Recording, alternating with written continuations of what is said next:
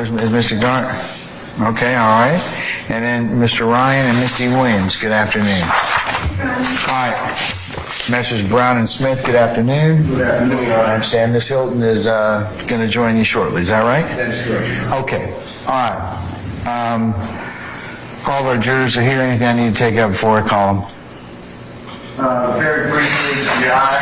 I love that smile, Your Honor. No, I just went to Vegas. I bet that you would go ahead and do that. So I'm already up about $100, okay? So for the afternoon. Keep on going. Yeah. I just want to alert the court. I didn't want to tell the witness, but there's a gentleman named, now is Officer May. His name was at one time perimeter mall security Officer May. And in speaking with him, he added that on July 15th, about a week after his incident at the perimeter mall, that he reports with Mr. Williams. He supposedly said that Mr. Williams made a threat to come back and shoot him in the face. He said the next week he saw on the news the search of Mr. Williams' home, so he became concerned and either excluded or suppressed that search. So I just want to make sure that the state doesn't mind. I don't want to instruct the witness, so that the state doesn't mind just telling him not to put that. Have you already talked to him concerning that? Or can you? I can't. We had no intention of going into anything about the search, but I was sure. Let's just make sure that he doesn't want to be too helpful, and because you all know, that I've excluded, he may not. So can you just go ahead and instruct him accordingly? I sure will. Can I get a brief moment to go instruct Yes, him? ma'am. Thank you, Your Honor. Yeah. Thank you, Your Honor. All right. Anything else? Not until you go to Vegas. All right. Well, I'm up already, so that's good.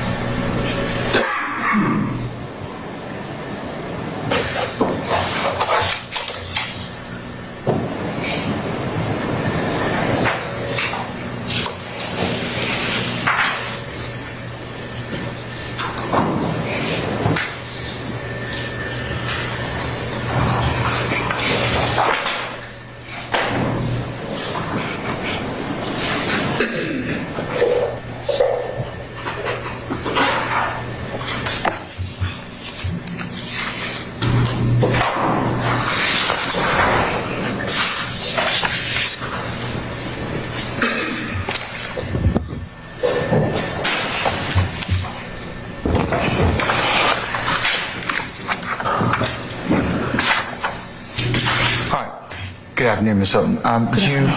Have you finished talking to the witness? We did, and then we just have one matter, similar to the matters we've been talking about. We just have 2 witnesses today. Everyone else will be fine. All right, so what's the matter you need to talk about? The same matters we've been talking about at the bench, 2 witnesses, May and Fikes. Oh, you wish for them to not testify Just those 2. on camera? Fikes and who? May. And that'll be our 4th witness and then our last You witness. just need to remind me. So who's the first witness? Our first witness is former Officer Collins, not included. Okay, you just need to remind me before. Yes. Members of the media, you're welcome to videotape this particular witness. Okay, let's summon our jurors, please. Sergeant Ingram.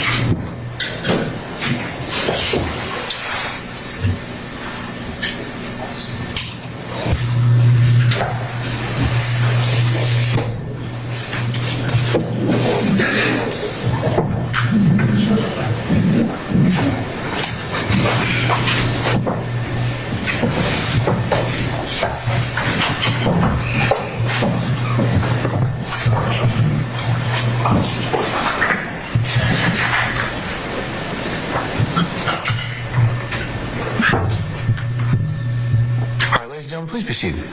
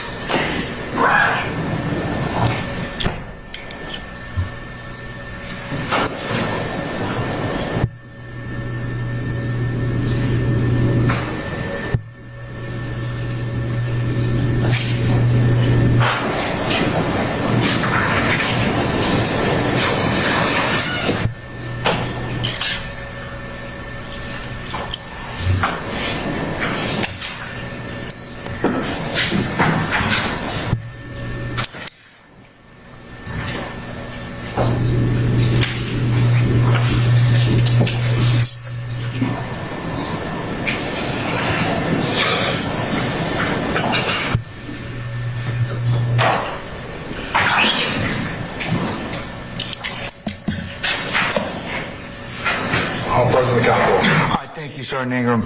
Ladies and gentlemen, jury, good afternoon. Good afternoon. All right. Ladies and gentlemen, without further delay, we're going to go ahead and continue with the presentation of the state's case. Ms. Hilton, call your next witness. Thank you, Your Honor. The state will call Officer Collins to the stand. All right, summon Officer Collins, please.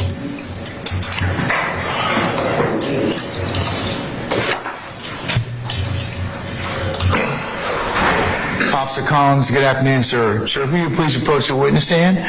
Once you get there, if you would turn and face Sergeant Ingram, be sworn as a witness before you sit down. Okay. Raise your right hand. You swear affirm testimony to give today the truth, the whole truth, nothing but the truth? I do. That's it.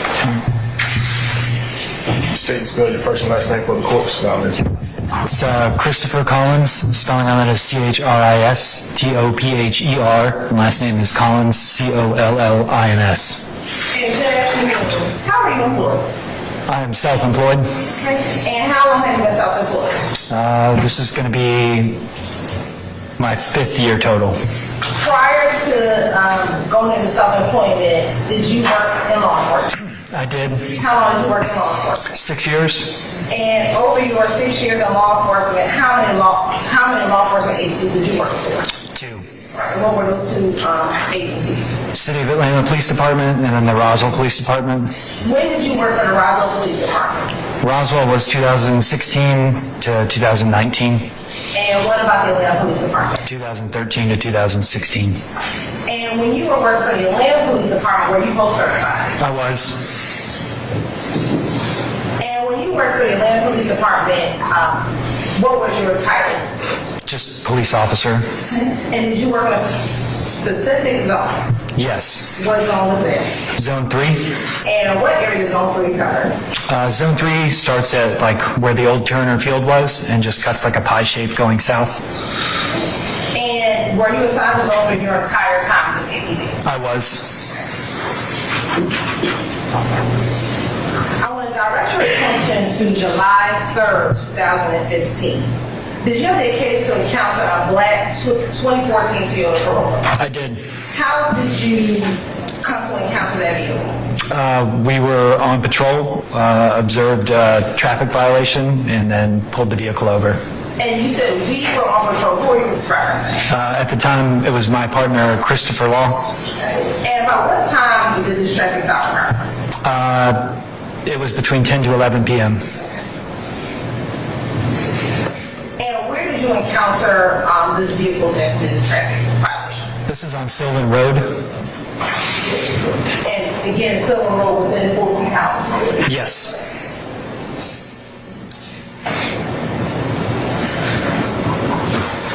What type of vehicle were you in? We were in Crown Victoria. And was that a marked police vehicle? It was.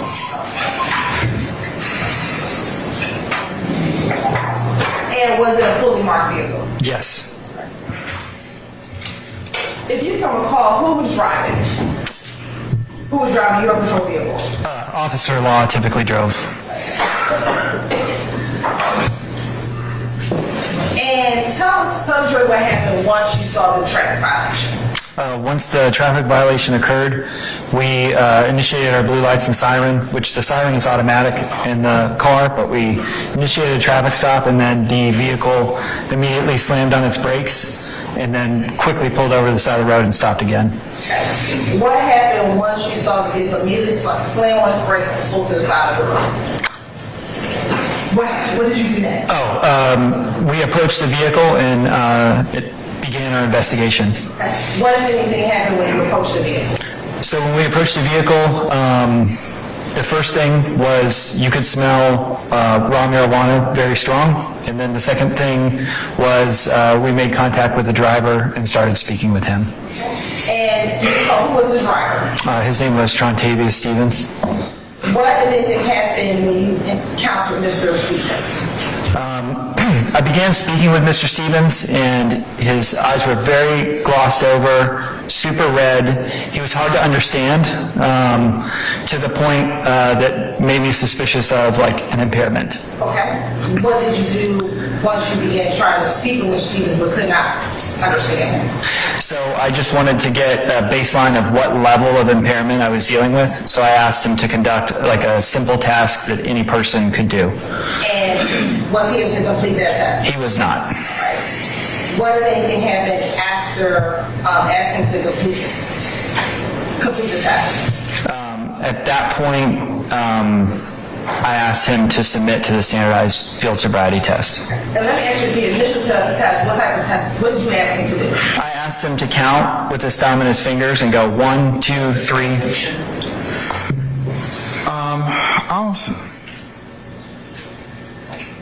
I'll stand the objection. Just lay a little more foundation. Sure. When you encountered, did you ask him to perform a test? Yes. And what was that test? It was to count with his thumb and his fingers. And was that what you were just getting ready to do? Yes. To show us again what did he ask Your Honor, objection foundation.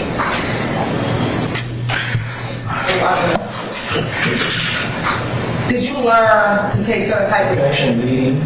No, I'm going to overrule that objection. Go ahead. as a part of your training as a police officer, did you learn how to determine if someone may be driving impaired?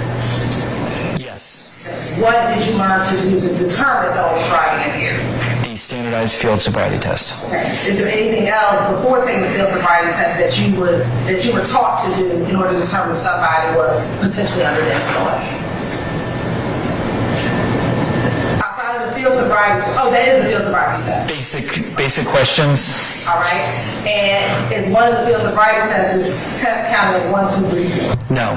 Okay. What is this 1, 2, 3, 4 called when you asked him to do that? That was just something I asked to see where he was at cognitively at the moment. Okay. And was he able to? Objection foundation. Overruled. Was he able to perform that test? No, he was not. Okay. Once he was unable to perform that test, what if anything did you do? Once he was unable to perform that test, he was placed in handcuffs at that point. But I believe slightly before that, he did get angry and smash a scale. Smashes. A digital scale. Okay. When you approached the car, you said that Trante Stevens was the driver. Was there anyone else in the car? Yes, there were 2 others in the car. And who were the other 2 people? One of them was Mr. Gray, and the other one was Mr. Colbreth. Let's first talk about Mr. Gray. Do you remember where Mr. Gray was seated in the car? Yes, he was the front passenger. Okay. And then what about Mr. Colbert? Mr. Colbreth was in the back seat. And at this moment, you gave us the last name, Mr. Gray, Mr. Colbert. Do you recall what their first name? Yes. Montez Colbreth and Marquavis Gray. Now, you just discussed that there was a digital scale that was smashed. When was the first time you saw the digital scale? Immediately on approaching the vehicle. And was that before you had Mr. Stevens do the 1, 2, 3, 4 test? Yes. Where was that digital scale located? It was sticking out of his front right pocket.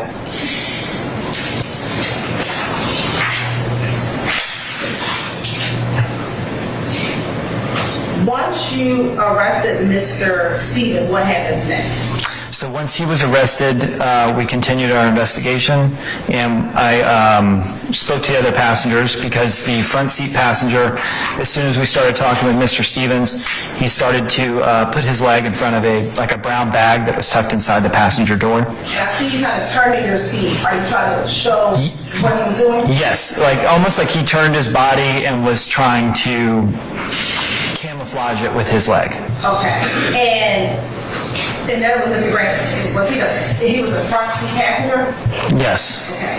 The item that you saw him trying to hide or conceal, where was that item? That was in the the tray in the passenger door. Once you observed Mr. Gray doing that, what if anything did you do?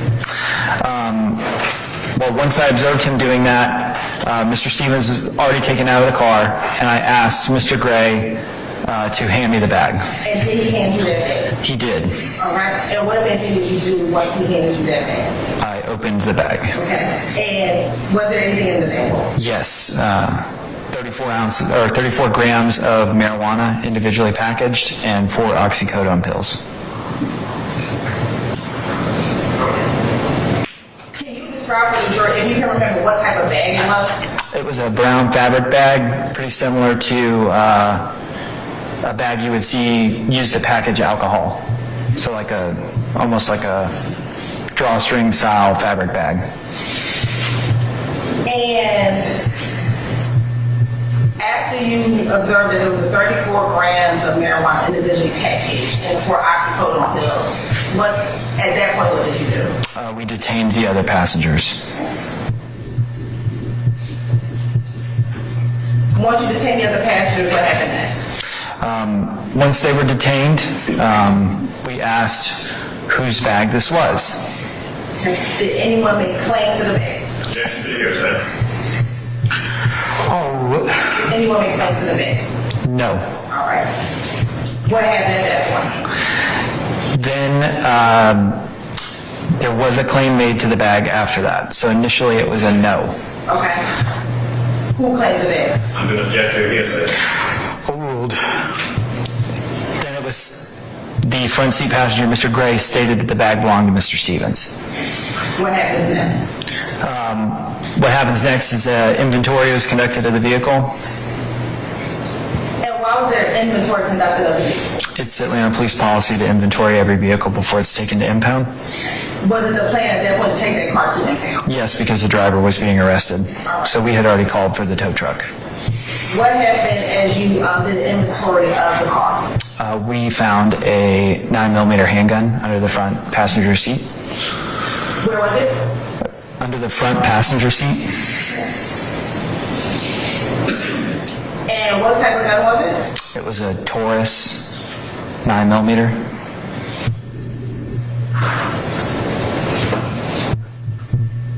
And were you able to get the serial number of that Taurus 9mm?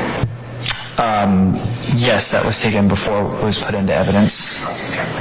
But for the specific serial number, I'd have to refer to a report or something like that. Say it one more time.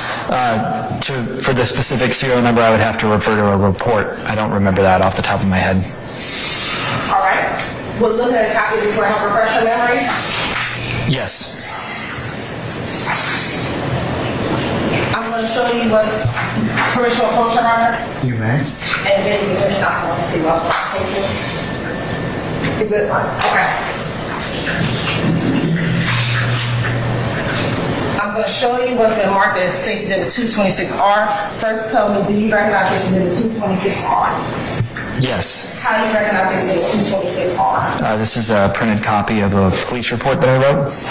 And with that, look at 226R, help refresh your memory as to the serial number of the gun and the type of gun that you recovered under the front passenger seat. Yes, it would. All right, you can take a moment to look at the report, and once your memory is refreshed, just hold your head up and start. Okay.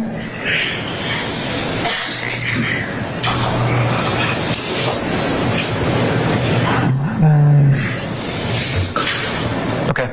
All right, what was the type of gun again? It's a Taurus PT 111. All right, and what was the serial number? It was TAW 58741. And did you ultimately submit that firearm intact? We did. Was there anyone arrested on July 3rd, 2016? Yes. Who did you arrest? We arrested Mr. Stevens and Mr. Gray. Why did you arrest Mr. Cole? Why didn't we? The property was not in the area of his immediate control. He was in the back seat and he could not have possibly reached it.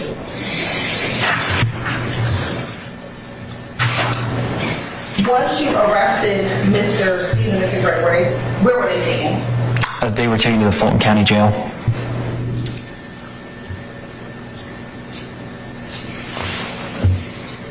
We talked about the gun submitted, that's in evidence. What about the marijuana and oxycodone? Was that submitted as evidence? That was as well.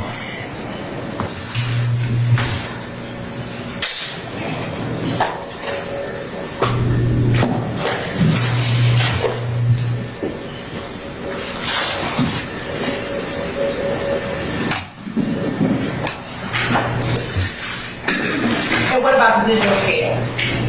I'm not sure if that was submitted because it was smashed on the side of the road. Most likely at that point it was of no evidentiary value.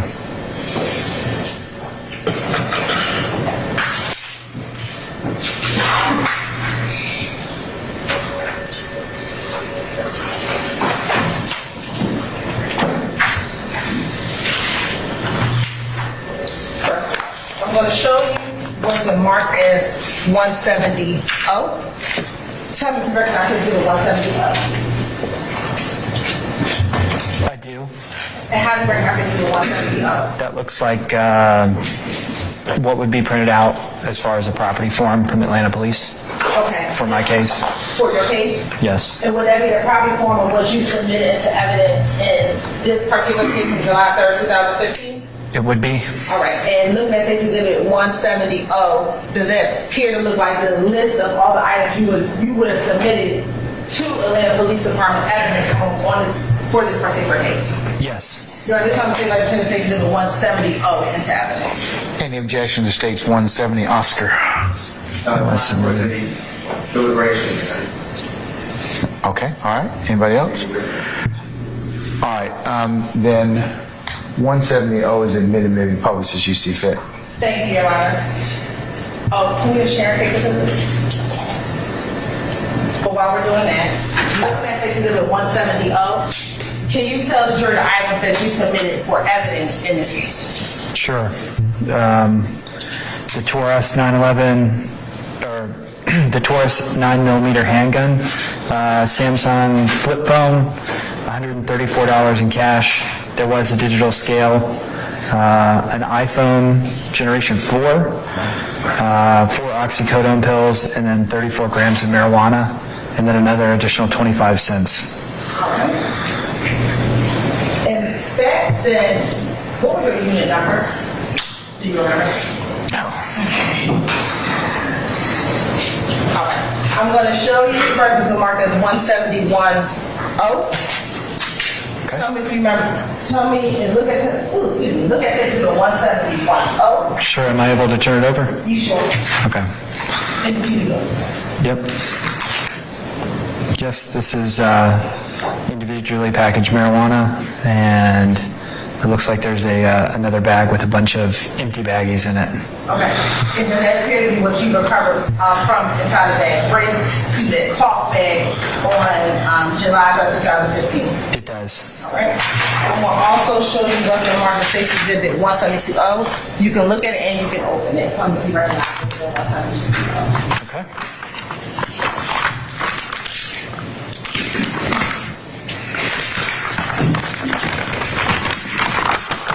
This is a broken digital scale. And you can look at it. Does it look like or appear to be the broken digital scale that you remember seeing it on the ground back on July 3rd, 2015? It does. Remind this time tender State's Exhibit 171 and 172 into evidence. You said 171 and 172, is that correct? Yes, Your Honor. Oh, all right. Your Honor, same objection to people who are not on trial with us. All right, your objections noted is continuing, and so I'll admit states 171 and 172-0. You may publish as you see fit. Okay, thank you.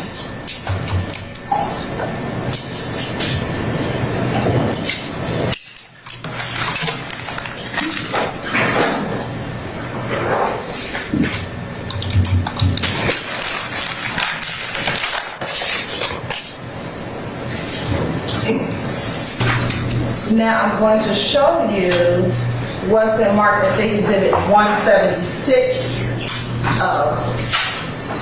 Tell me if you recognize State's Exhibit 176. I do. How do you recognize State's Exhibit 176? That is Mr. Stevens. That's who I arrested. Okay, and then we arrested on July 3rd, 2015. It is. You are this kind of state like State's Exhibit 176 into evidence. Any objection to 176, 176-0?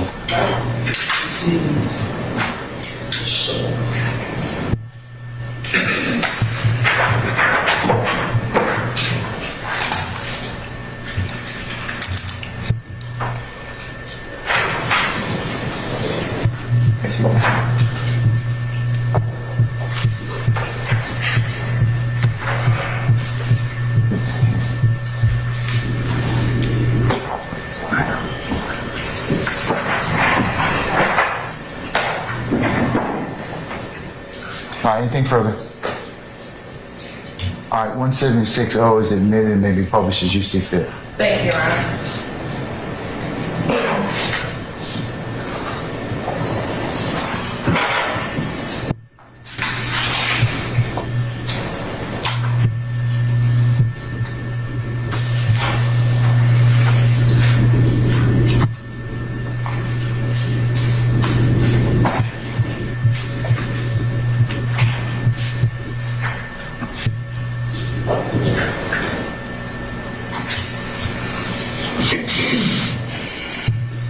And is that who you arrested on July 3rd, 2015? It is. All right.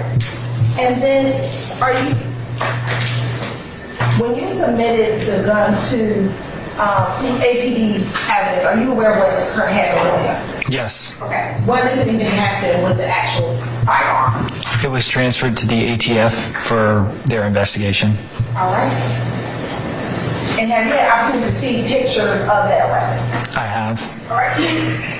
I'm going to show you what's on market stated in 173.0, 174.0, and 175.0. Showing you what's on market as 173, 174, and 175.0. Tell me if you recognize those pictures. Yes, this appears to be the same type of firearm that was recovered.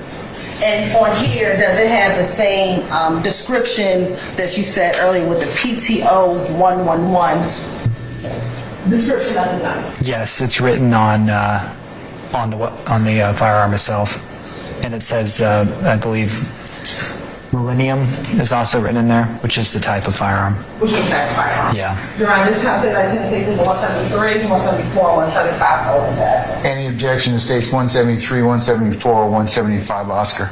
Same continuing objection. It will be noted. Unless there's any further objection, the court will admit states 173, 174, 175, Oscar, and you may publish as you see fit. Thank you, Your Honor. So, first starting, look at 173. Does that appear to be the weapon that you recovered on July 3rd, 2015? It does. And look at 174 and 175. What is that? That's a close-up shot of the magazine that goes with that weapon. And do you see that PT111 number there? Yes. It also says 9mm. All right, and you should be able to tap the bottom left hand of the screen in front of you, Okay. and then there's a pen mark that comes up to the left. Yep. And then you can tap. You should be able to circle where you see 9mm and PT111. Right there. All right, thank you. Now, Mr. Collins, after Mr. Stevens was arrested, were you aware of Mr. Stevens being arrested 2 weeks later on July 15, 2015? I was. I'm sorry, I didn't. Is that Mr. Matthew Sr.? Come on up. Come on up.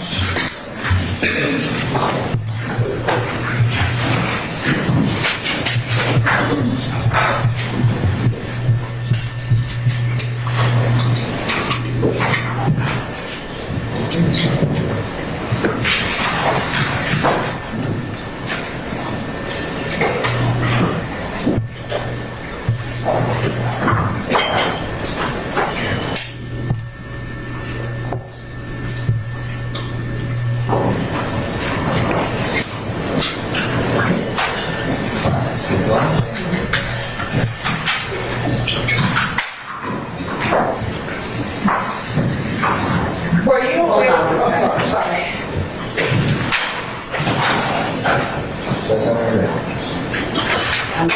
Okay, go ahead.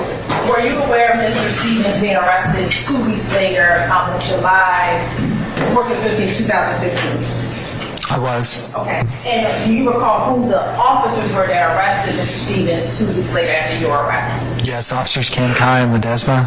So Officer Kendrickine and Desmond? Yes. And do you recall or do you know where that arrest took place? Yes, they were arrested off Macon. It's another street in Zone 3. Off Macon, it's another street in Zone 3.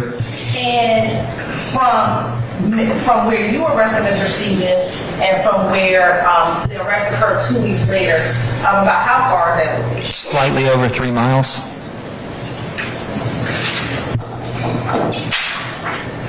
I'm going to show you what's been marked as 177. Oh, tell me if you recognize Exhibit 177.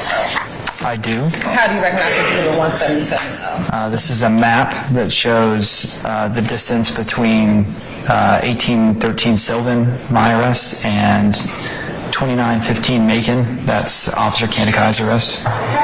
And is that a fair, accurate depiction of the map area showing the distance between 1813 Sylvan Road and 2915 Macon Drive?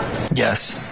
Your Honor, this time state like the tender states Exhibit 177 for demonstrative purposes.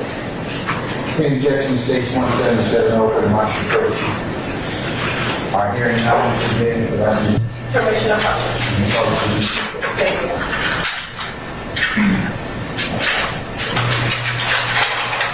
And is that the distance? Is that the distance? It is 3.1 miles. Okay. And all of that, both that is that in Zone 3? Yes. Sylvan Road, when it goes much further south, it is not. There's a small little area where it's not, I believe, just past 166, but then it's City of Atlanta down here, and then it goes back out. Okay. But yeah, that's all Zone 3. All right. I'm going to show you what's already been admitted as 57G.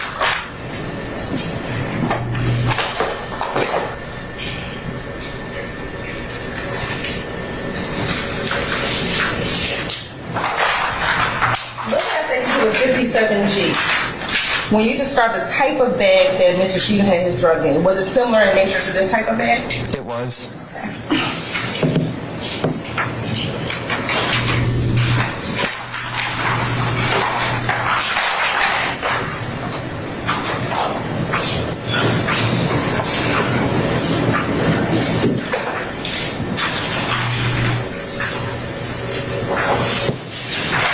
After making your arrest and collecting the evidence, that concludes your involvement in this case. Yes. All right. I have no further questions. Thank you. Cross. Mr. Sharp.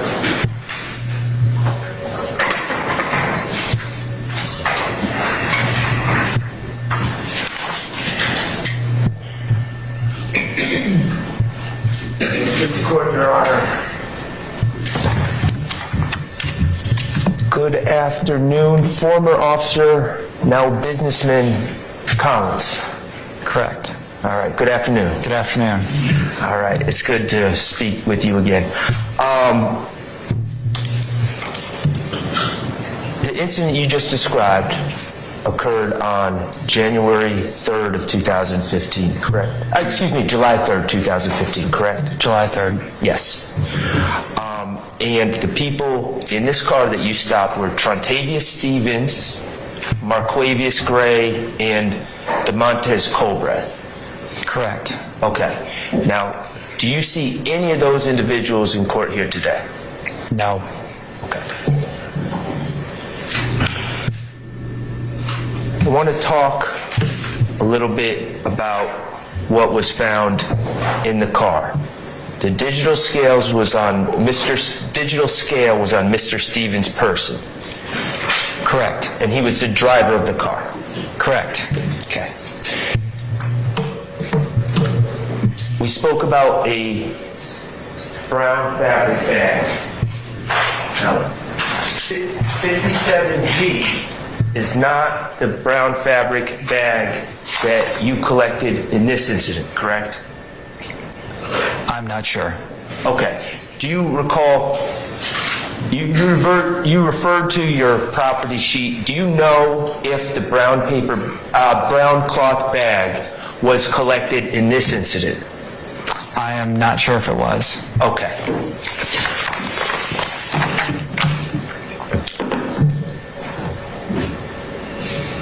The brown cloth bag that's referred to in your report contained the marijuana and the pills, correct? Correct. Okay. Now, you were shown what has been marked 57G, this bag. And you said it's similar to the bag that you saw. It's similar. It could be the same. I mean, this is a bag that I saw in 2015. I understand. So it could be the exact same type of bag. Sure. Okay. You can't say anything was different about the bag that you saw in this bag. No.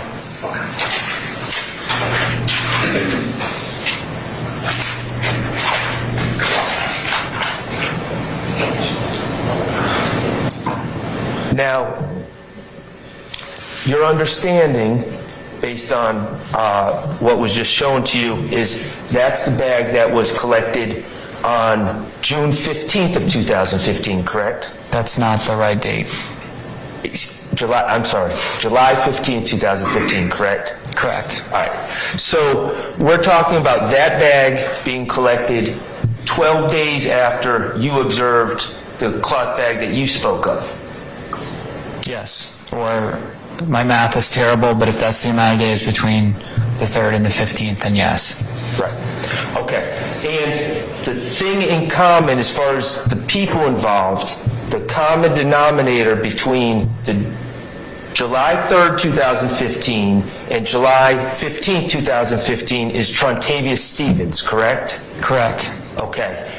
On July 3rd, 2015, when you encountered Mr. Stevens, my client, Mr. Stillwell, was not in that car, correct? Correct. All right. Now, you're also aware that on the July 15th, 2015 incident,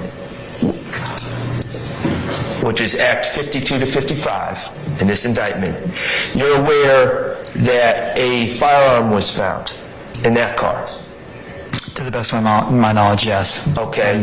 Do you recall that a firearm, were you involved in that case as backup? I believe I was there briefly, maybe just to check on the other unit during a traffic stop.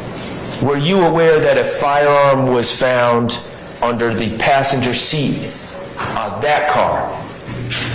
I have no way to know where it was found in that case. Okay.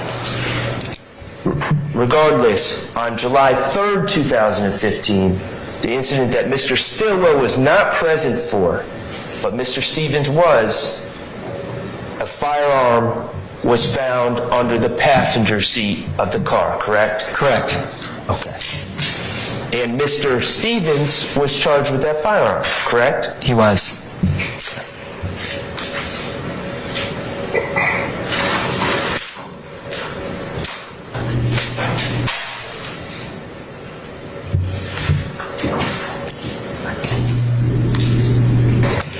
And regarding the bag that you collected in your case on July 3rd, Mr. Gray, the passenger, said it belonged to Mr. Stevens, correct?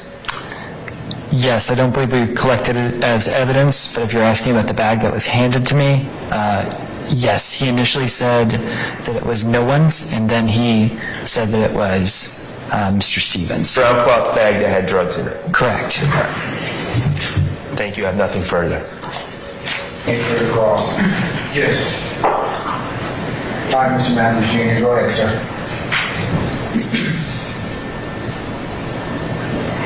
How you doing, officer? Hello. Just got a couple questions for you. On July 3rd, 2015, you arrested a number of persons in that vehicle, correct? Yes. And just so that we're clear and that there's no confusions, the person that you arrested was a Marquavius Gray, correct? Yes. Okay. And not Marquavius Huey, correct? Correct. Okay. No further questions. Mr. Steele?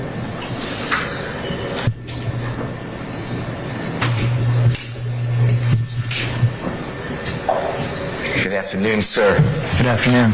How long did you patrol the area in Cleveland Avenue area that we saw on the map that was shown to you on direct examination? The entire time I was employed by Atlanta Police, outside of the time I was a recruit, so Give us the years again. I would say I started patrolling there in 14, and then I left in 2016. Okay. You still have a pretty good memory of the area? Somewhat. Yeah, I would remember landmarks and specifics, but Would you agree that the area was a poor area, impoverished area? yes. And the businesses in that area, do you remember several businesses in that area? I remember a few. Okay. Do you remember whether many of the businesses had video surveillance? By that I mean like inside and outside their businesses. Yes, some of them did, but most of the surveillance equipment, at least from investigations I was involved in, was either A, faulty, or B, very outdated. Okay. Do you remember a McDonald's at 150 Cleveland Avenue? Yes, that is east of the interstate. Okay. Yep. I'm going to show you with the court's permission, Mr. Williams, exhibit number 1. It's already in evidence, okay? Okay. It should come up on the screen. Does that look like the McDonald's located at 150 Cleveland Avenue?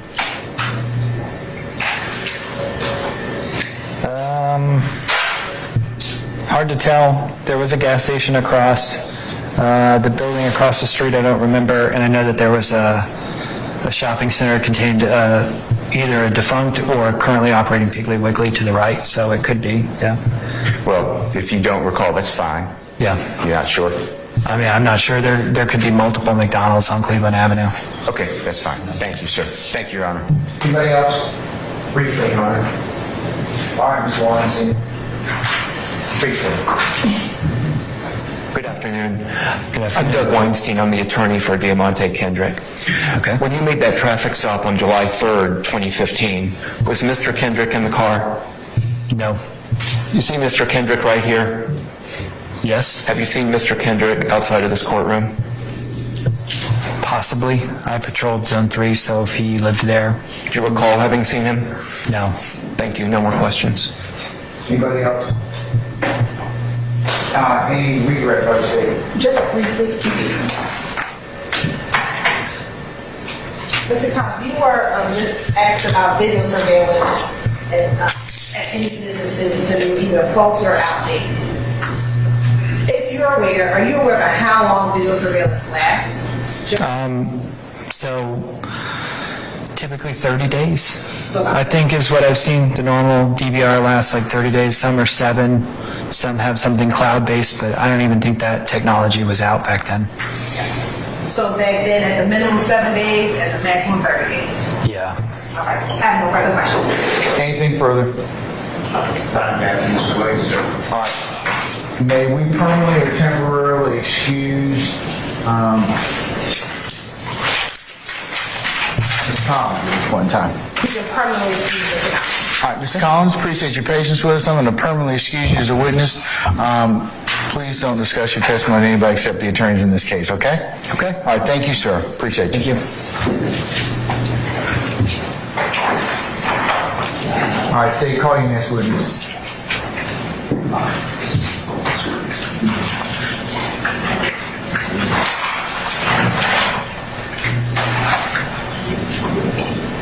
Under state Mary Carp. Mary who? Carp. CRP? Kate. Carp. Okay. All right, summon Ms. Carp, please.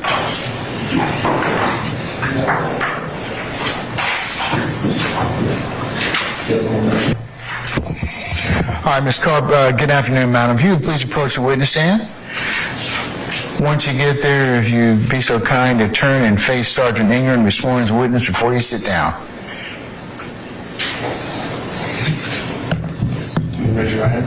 You swear affirm testimony you give the truth, the whole truth, and nothing but the truth? I do. Absolutely. State and spell your first and last name for the courts, please. My name is Mary Catherine Karf, MaryKatherini,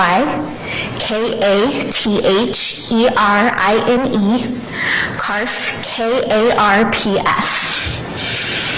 Good morning. Good afternoon. Ms. Carp, how are you? Good afternoon. Ms. Carp, has your name changed? Yes, I changed it a couple years ago. What was your name formerly? Previously, my last name was Clear, C-L-E-A-R. And Ms. Carf, would you prefer that by Ms. Carf or Ms. Lewis? Miss Carf works. Where are you employed? I'm employed by the Georgia Bureau of Investigation in the Division of Forensic Sciences, otherwise known as the State Crime Lab. And what do you do for the GBI? I'm currently the quality manager for the lab. Have you worked in any other capacity for the GBI? Yes, prior to that, I was a forensic chemist. And how long were you in that role? Approximately 5 years. Can you tell the jury a little bit about your education and training? Sure. I earned my Bachelor's of Science in Chemistry from the Georgia Institute of Technology in 2010. And then I started with the GBI Crime Lab in February of 2011. After that, I underwent a 10-month training program in the drug identification section of the crime lab, where I learned about different controlled and non-controlled substances, different testing methods, and how to test evidence for the presence or absence of controlled substances. And while you were in that role, did you have any continuing education requirements? Yes, I did. Have you ever been admitted as an expert to testify in court? Yes. How many times? Around 30. Any time in Fulton? Yes. Ms. Carver, what is forensic chemistry? Forensic chemistry is the application of chemistry to the law. So for what I did, it was the application of chemistry to test evidence for the presence or absence of controlled substances. And have you personally had the opportunity to chemically analyze components of pills to test for the presence or absence of oxycodone? Yes. Okay, about how many times would you say? I don't know, but a lot. Okay, about how many reports have you prepared? Over 5,000. And so, can you tell the jury how do you test for oxycodone? Sure. For a typical case with suspected oxycodone, I would first weigh the tablets received, and then I would inspect them for any kind of pharmaceutical markings or logos and perform what's called a logo identification on them, and then perform gas chromatography mass spectrometry, or GCMS. And if this test is performed accurately, what would the results yield? It would determine whether or not oxycodone is present in the tablets. And is this type of testing subject to peer review? Yes, as a forensic chemist, all of my testing was subject to peer review. Okay, and who will review that? Another authorized analyst at the GBI. Now, are there standards that control how these tests are performed? Yes, the lab has developed policies and procedures for testing that we follow when doing our analysis. Is this type of testing generally accepted within the field of forensic chemistry? Yes. Your Honor, at this time, the state would tender Ms. Carp as an expert in forensic chemistry. Anybody wish to voir dire Ms. Carf? All right, well, the court will designate Ms. Carf as an expert in the area of forensic chemistry. Ms. Carp, in connection with case number 2015-101-8500, did you prepare a report for this case? May I reference my notes? Your Honor, permission to approach. You may, sir. Ms. Carp, I am handing you what's been pre-marked as state's proposed exhibit 178O as an O mark. Do you recognize that document? I do. How do you recognize it? This is my official report for DOFS case number 2015-1018500. I recognize it by the case number and by my signature down at the bottom. And has there been any changes or alterations made to that report since you produced it?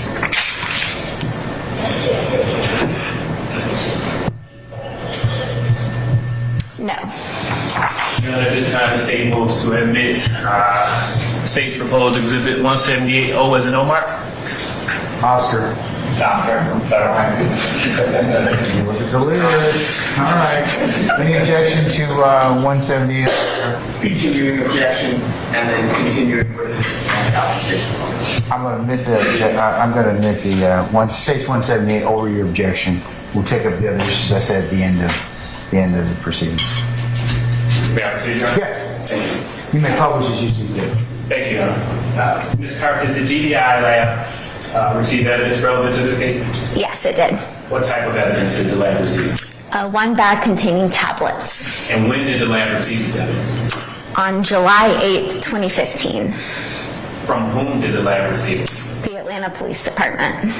And when did the testing occur for this case? I began my testing on July 24th, 2015. And can you tell the jury what did you test? I tested one of the tablets in the bag. Did you use the principles that you just discussed previously before? Yes, I did. And based on your testing, were you able to reach a conclusion? Yes, I was. And what was that conclusion? Analysis confirmed the presence of oxycodone in the sample tested, Schedule 2. And did that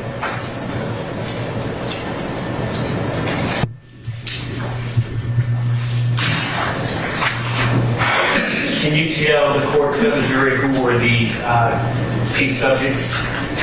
Yes, the two subjects were Markivus Gray and Trontavious Stevens. And did that include please your involvement in the case? Yes, it did. No further question. Cross. All right, hearing none. Anything further, sir? Mr. Smith, anything further?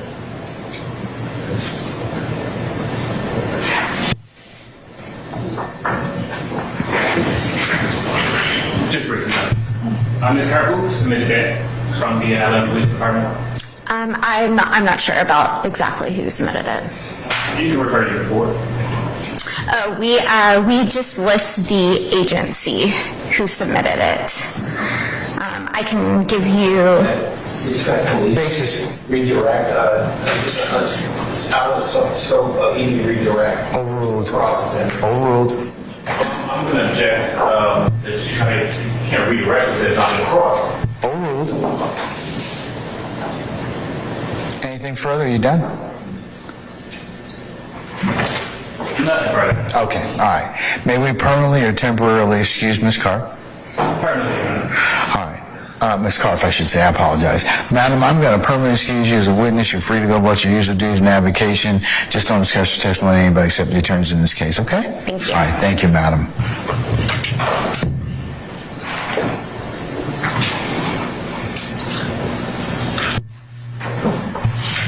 Call your next witness. Your Honor, at this time, the state calls to the stand Mr. Doug Evans. All right, summon Mr. Doug Evans, please.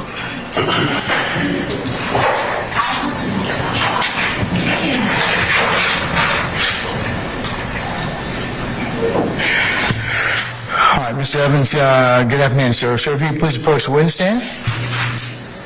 Once you get there, if you'd be so kind to turn and face Sergeant Ingram and be sworn as a witness before you sit down. Raise your right hand. You swear affirm testimony you the truth, the whole truth, nothing but the truth. I do. Have a seat. Thank you. State your spelling, first and last name for the court, so that I won't get the microphone. Douglas Evans, DouglasEvans. No, sir. Yes, sir.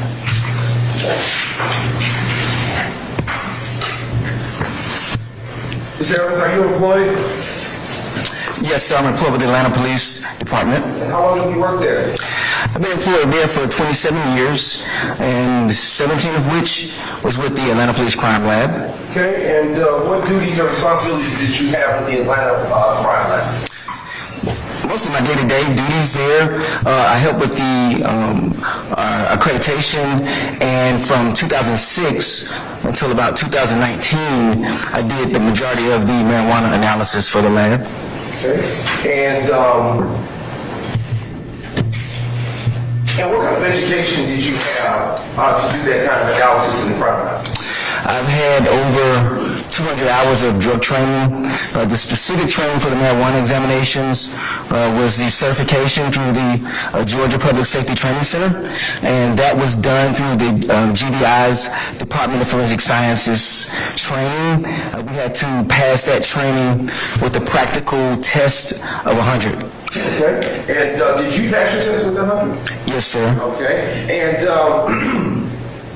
Have you ever been admitted to testify as an expert in court? Yes, sir. I'm sure it's been at least 13 times, or a little maybe more. I've testified in state court here. I've testified in federal court and municipal court. And I think on one occasion it was even a civil proceeding. And have you ever testified in the field of forensic technician or marijuana examiner? That's correct. Okay. And what is Delta-9 THC?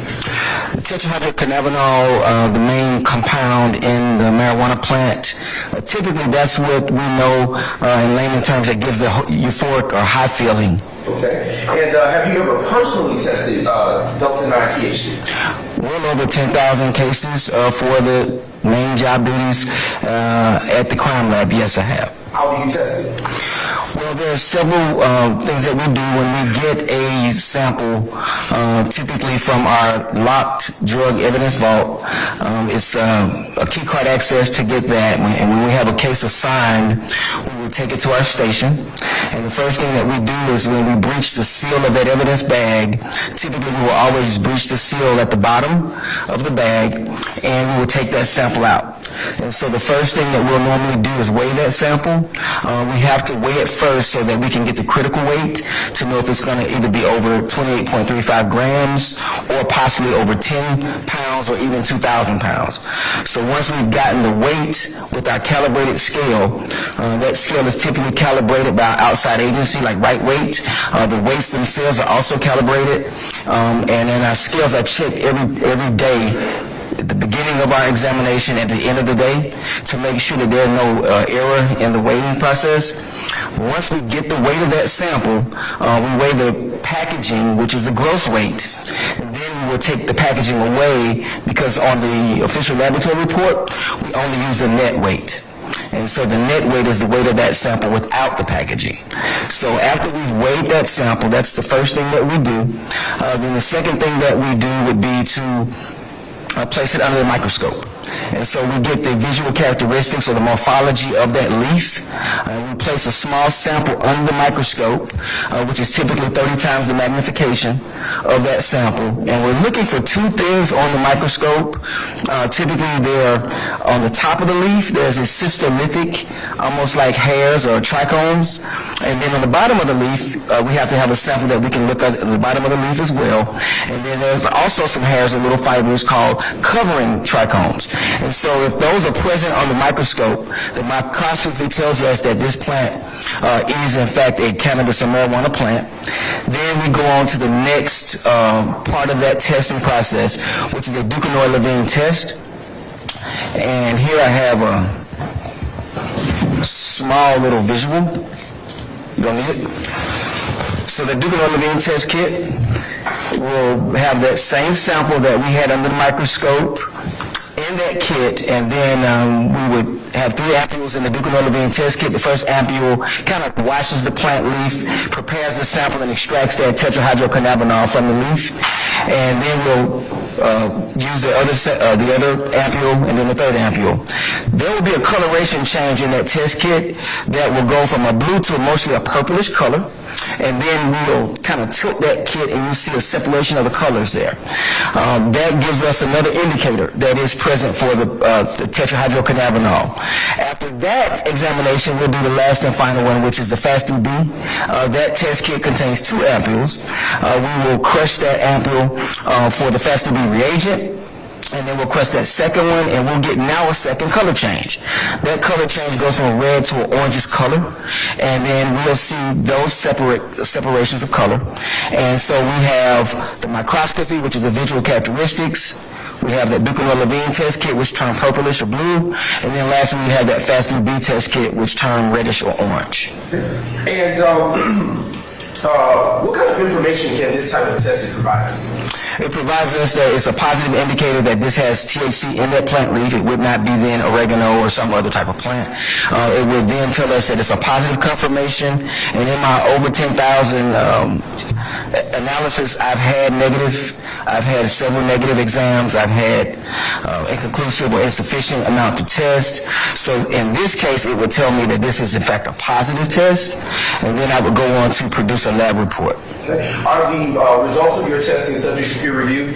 Yes, after I draft my report, my lab report is then listed in our case management software as drafted copy, and then my peer employee will typically peer that case, and then it's drafted as a final copy. So that report cannot be released as a final copy until it's peered by one of our technicians. Okay. And is this the type of testing that enjoys general acceptance within the scientific community? That's correct. In the scientific community, it's the accepted way that marijuana has been analyzed. And of course, we only did that in keeping with what we learned and certified through the Georgia Bureau of Investigation's Department of Forensic Science certification. Okay. Is there a known error rate associated with your type of testing? No, not with this test, because the microscope basically gives us the visual characteristics. If we don't have those visual characteristics at the time when we're doing this procedure, we will not go on to those other chemical tests. Okay. And do courts typically allow experts to talk about this type of thing on the stand in court? Yes. Okay. Basis. Say again? He doesn't know the court. I can't hear. Sorry, brothers, he doesn't know, regulation doesn't know what the courts do. Should testify to generally to what the courts do. I'll sustain the question. You can rephrase if you like, if you want. Have you been permitted to talk about this type of testing in court? Yes, that's correct. I've been certified as an expert on several cases. Okay. And is this type of analysis the type of thing that an average person can do without the specialized training that you described earlier? No, not without the specialized training, and could be incurring other errors. Your Honor, at this time, the state tenders Mr. Doug Evans as an expert forensic technician and marijuana examiner based upon his background, training, and experience. Anybody wish to voir dire Mr. Evans? All right. He said no, Your Honor. I know. I know. I heard it. No, I didn't. Mr. Garner. Thank you. Your Honor, may I approach to the witness stand and grab? Hold on 1 second. Sure. Okay?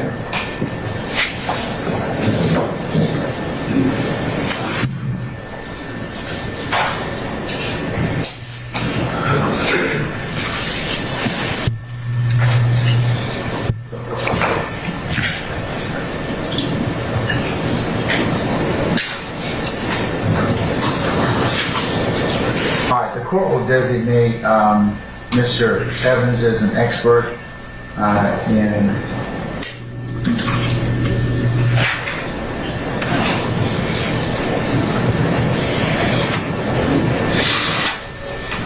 forensic technician and marijuana examination.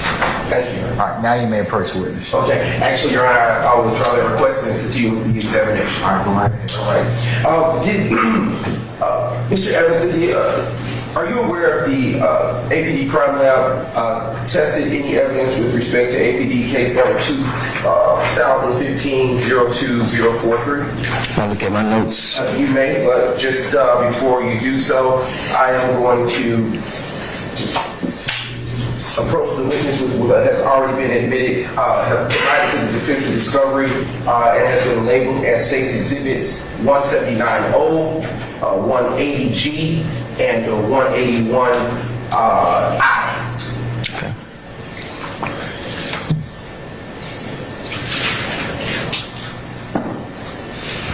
Yes. Okay, Mr. Evans, what have I handed you as state's exhibits, the state's exhibits that have just been called off to the jury? These are 3 lab reports that I produced, 3 different cases. And how do you know that those are your lab reports?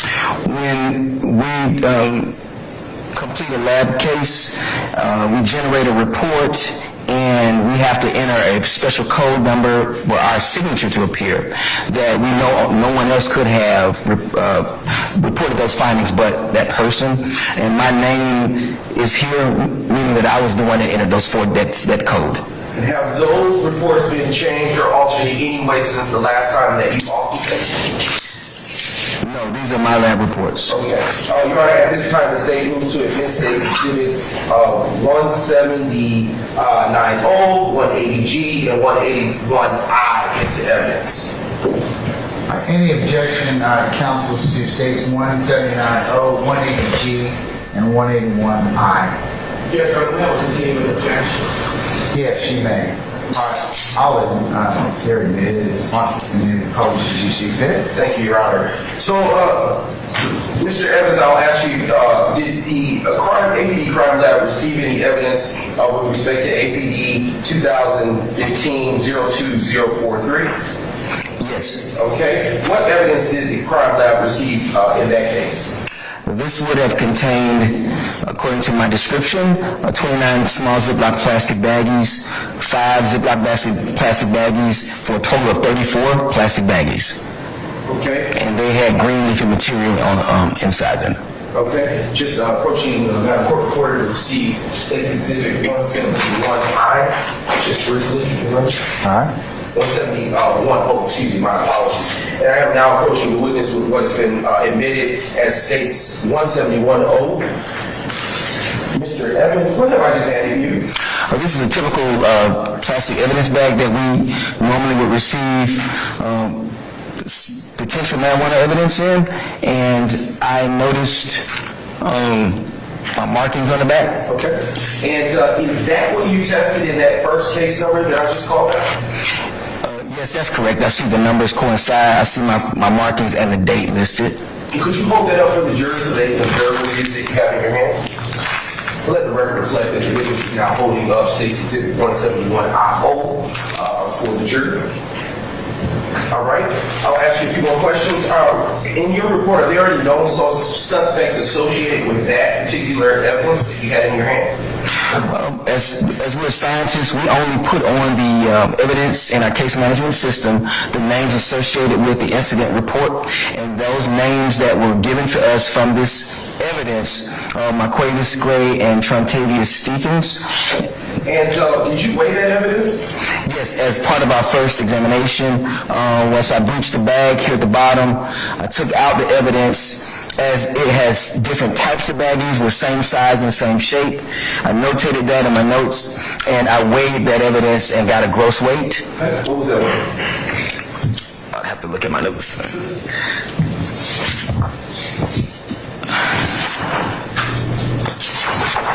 So according to my worksheet and my notes, the total gross weight for this item was 19.8 grams. And of course, we don't put the gross weight on our report. We only do the net weight. And the net weight minus the 3.9 grams, when you subtract all of the baggy weights, it yielded a 15.9 grams of net weight. Okay. And what was the results of your test? The results of the test was that there were some 34 baggy items. We tested bag marked and listed as number 30 of the 34 bags. That did yield a positive confirmation for tetrahydrocannabinol, and the net weight of all of the bags, of all of the samples combined, was 15.9 grams, which is indicative of the net weight listed on the laboratory report. Okay. All right. Do you recall if the APD Crime Lab received evidence with respect to APD number 2015-02280? Yes, I see that one. Okay. And just a brief moment, I want to approach what has already been admitted into evidence.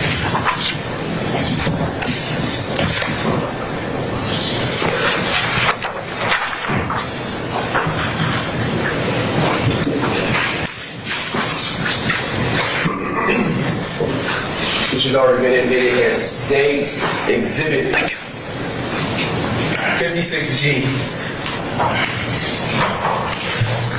And what have I handed you, Mr. Evans? Typical evidence bag that we would get for most of our cases, our smaller cases. This has the incident number on it that matches the incident number on the report, and it has 3 suspects that match the 3 suspect names on this laboratory report. What are those suspects' names? Shannon Jackson, Marquisia Police, and Trontavious Stevens, and I'm sorry if I mispronounced the name. You did the best you can, so we can ask for it. Did you weigh the evidence in that packaging? That's correct. Per our training, the first thing that we did after I notated in our description that there was one sandwich bag, 12 small purple baggies. Those have same size and same shape. And then there was some looked like loose gluing material that was not in the bag. And so all those items were weighed, giving according to my notes, gross weight of all items, 12.1 grams for all 14 items. And for the purpose of the jury, could you hold up the latest exhibit that I handed you and show them what it is that you, maybe turn it around? Yes, let the record reflect that the witness has now held up the last exhibit and is now showing it to the jury. All right, you may place it, put it down. And did you in fact test that material in that bag? Yes, I did. I see my name initial at the bottom where I typically breach the bag, and the date associated with the date that I started testing it. What was the date? This was 12/28 of 2015. And what was the first date on? What was the date on the first bag of evidence that you tested? 12/28 of 2015. Okay. And was there a result that you reached in the testing for the second bag? Yes, that's correct. The second bag yielded a positive after doing the weighing, doing the microscopy, looking at those visual characteristics, doing the test kit coloration change. We noticed that it was, I noticed that it was positive for tetrahydrocannabinol, and the net weight was 8.7 grams. And did you receive any evidence with respect to APD case number 2019-00175? Yes, I have a lab report for that. Okay. And I am now approaching you with the mark and admitted already into evidence that states Exhibit 171I. What is it that I just handed you? A evidence bag that we typically would get for marijuana, and I see my initial here and the date at the bottom, and so I would have also tested this. And is that what you tested in this third case? Yes. Okay, and let the record reflect that the witness is now holding up State's Exhibit 71I for the jury. Okay. You may put it down. And were there any suspects associated with this third case for which you tested evidence? Yes, I have one suspect listed here, Quamaris Nichols. Okay, and what did you do when you received that particular piece of evidence? There were two things listed in this bag of evidence. One was a cigar type sample, and one was a sandwich bag that had the bulk of the weight. So adding those two weights together was the first thing that we typically do, which is the gross weight of 17.8 grams. Subtracting the 1.1 sandwich bag weight yielded a net weight, once all of the testing was done, of 16.7 grams. And what was the results of your testing in this third case? The results of that was based on the microscopy of the main sample from the sandwich bag. The two coloration kits where you saw the coloration change, it was also positive for tetrahydrocannabinol in this case. Okay, and for all three of these cases that you tested the marijuana that came back as positive, did you follow the steps and standards that you described earlier in your testimony? That's correct. Since none of these met a threshold of over an ounce, then I just tested the bag that I chose to test, and in this case it was the largest amount, which was the sandwich bag. And are all of your findings that you described here on the stand contained within the three reports that have been admitted into evidence? Yes. And does that conclude your involvement with these three particular APD cases? Yes, typically that would include my involvement other than daylight today. Your Honor, I have no further questions for this witness. Cross. Mr. Garner, go right ahead, sir.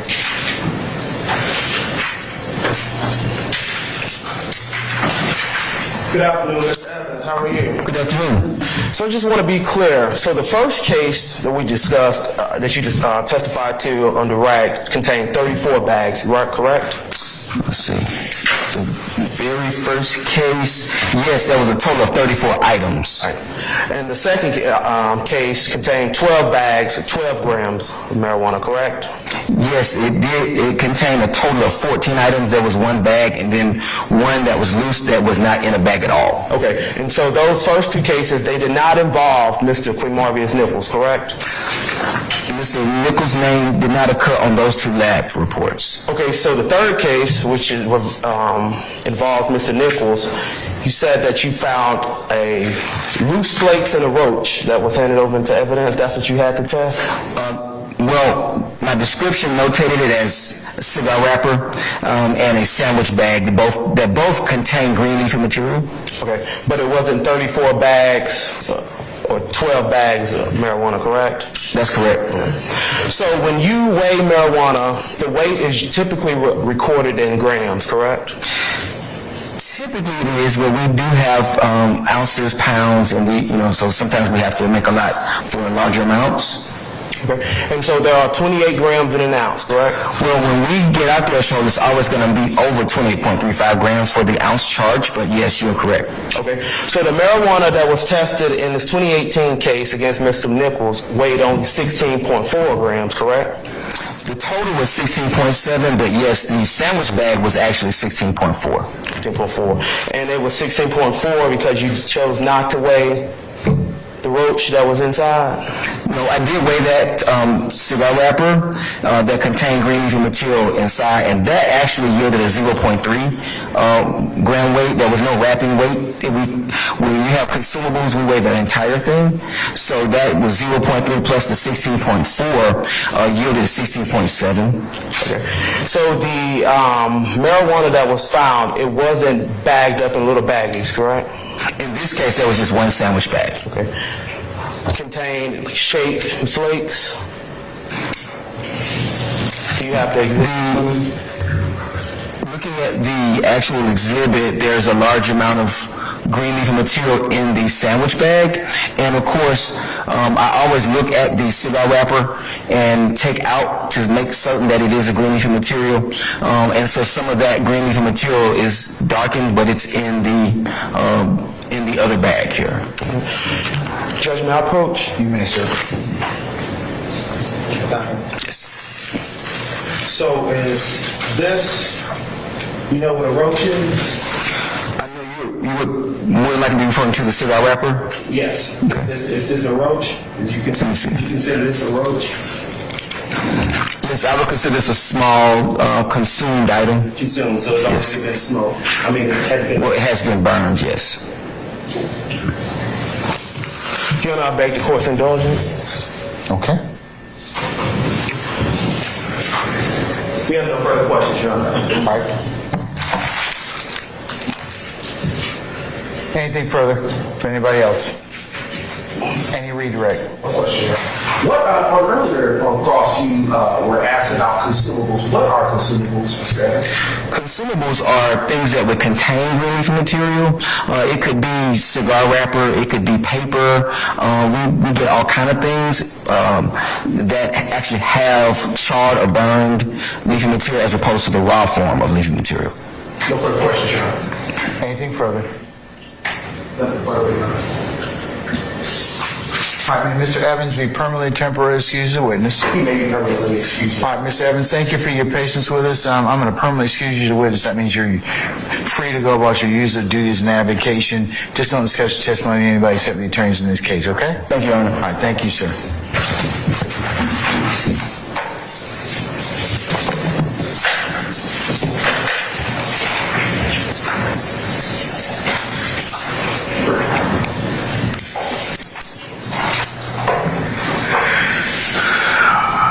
Ladies and gentlemen, how about a comfort break? Yes, sir. Stretch break. All right, okay. We're going to be in recess, let's just say 15 minutes, and we'll go ahead and come back and see where the afternoon leads us, all right? All right, we're in recess for 15 minutes. All rise.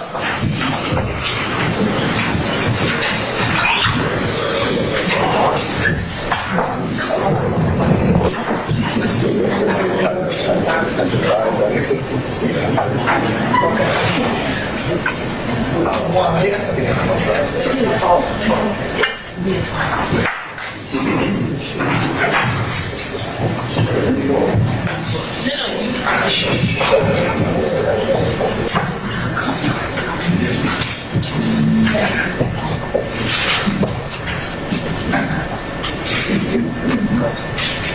right, Julie's left us. We're in recess.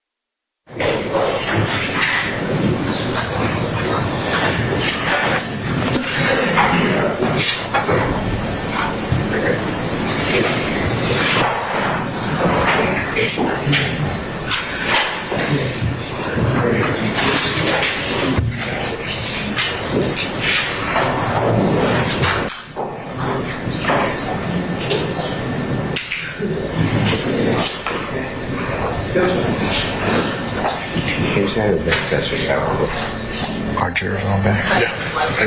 Hold on, Tim. Let me make sure they're ready. Okay, all right.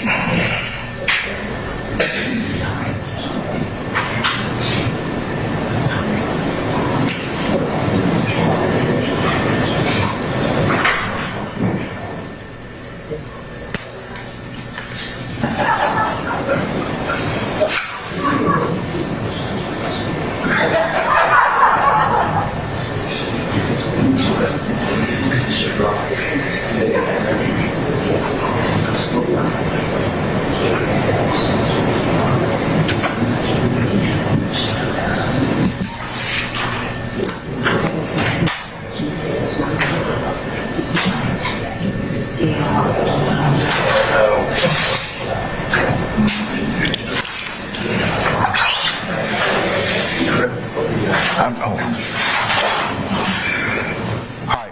State, are you ready? Yes, Your Honor. All right. Okay, who are we calling next? Your Honor, this is going to be Officer May, and it'll be part of the course instruction regarding the case. Can't hear you. Sorry, Your Honor. Next, we'll be calling Officer May with Act 51 and the statement request, as we discussed earlier regarding Officer May. And yeah.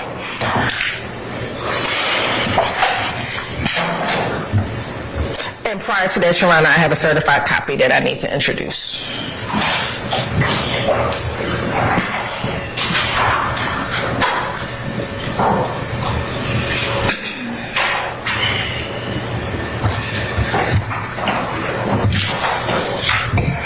Okay, members of the media, if you would be so kind just to not videotape our next witness, Officer May, you're welcome to audio tape and take any other notes or written material. All right. Anything else? Yes. Oh, sorry. No, go ahead, Mr. Steele. Yes, sir. All right, Mr. Steele. Your Honor, on Officer May, I think the sequence of events are that he has an encounter allegedly with Mr. Williams and two other people at the Freeman Mall, and then later, after that, he reports it to law enforcement that day.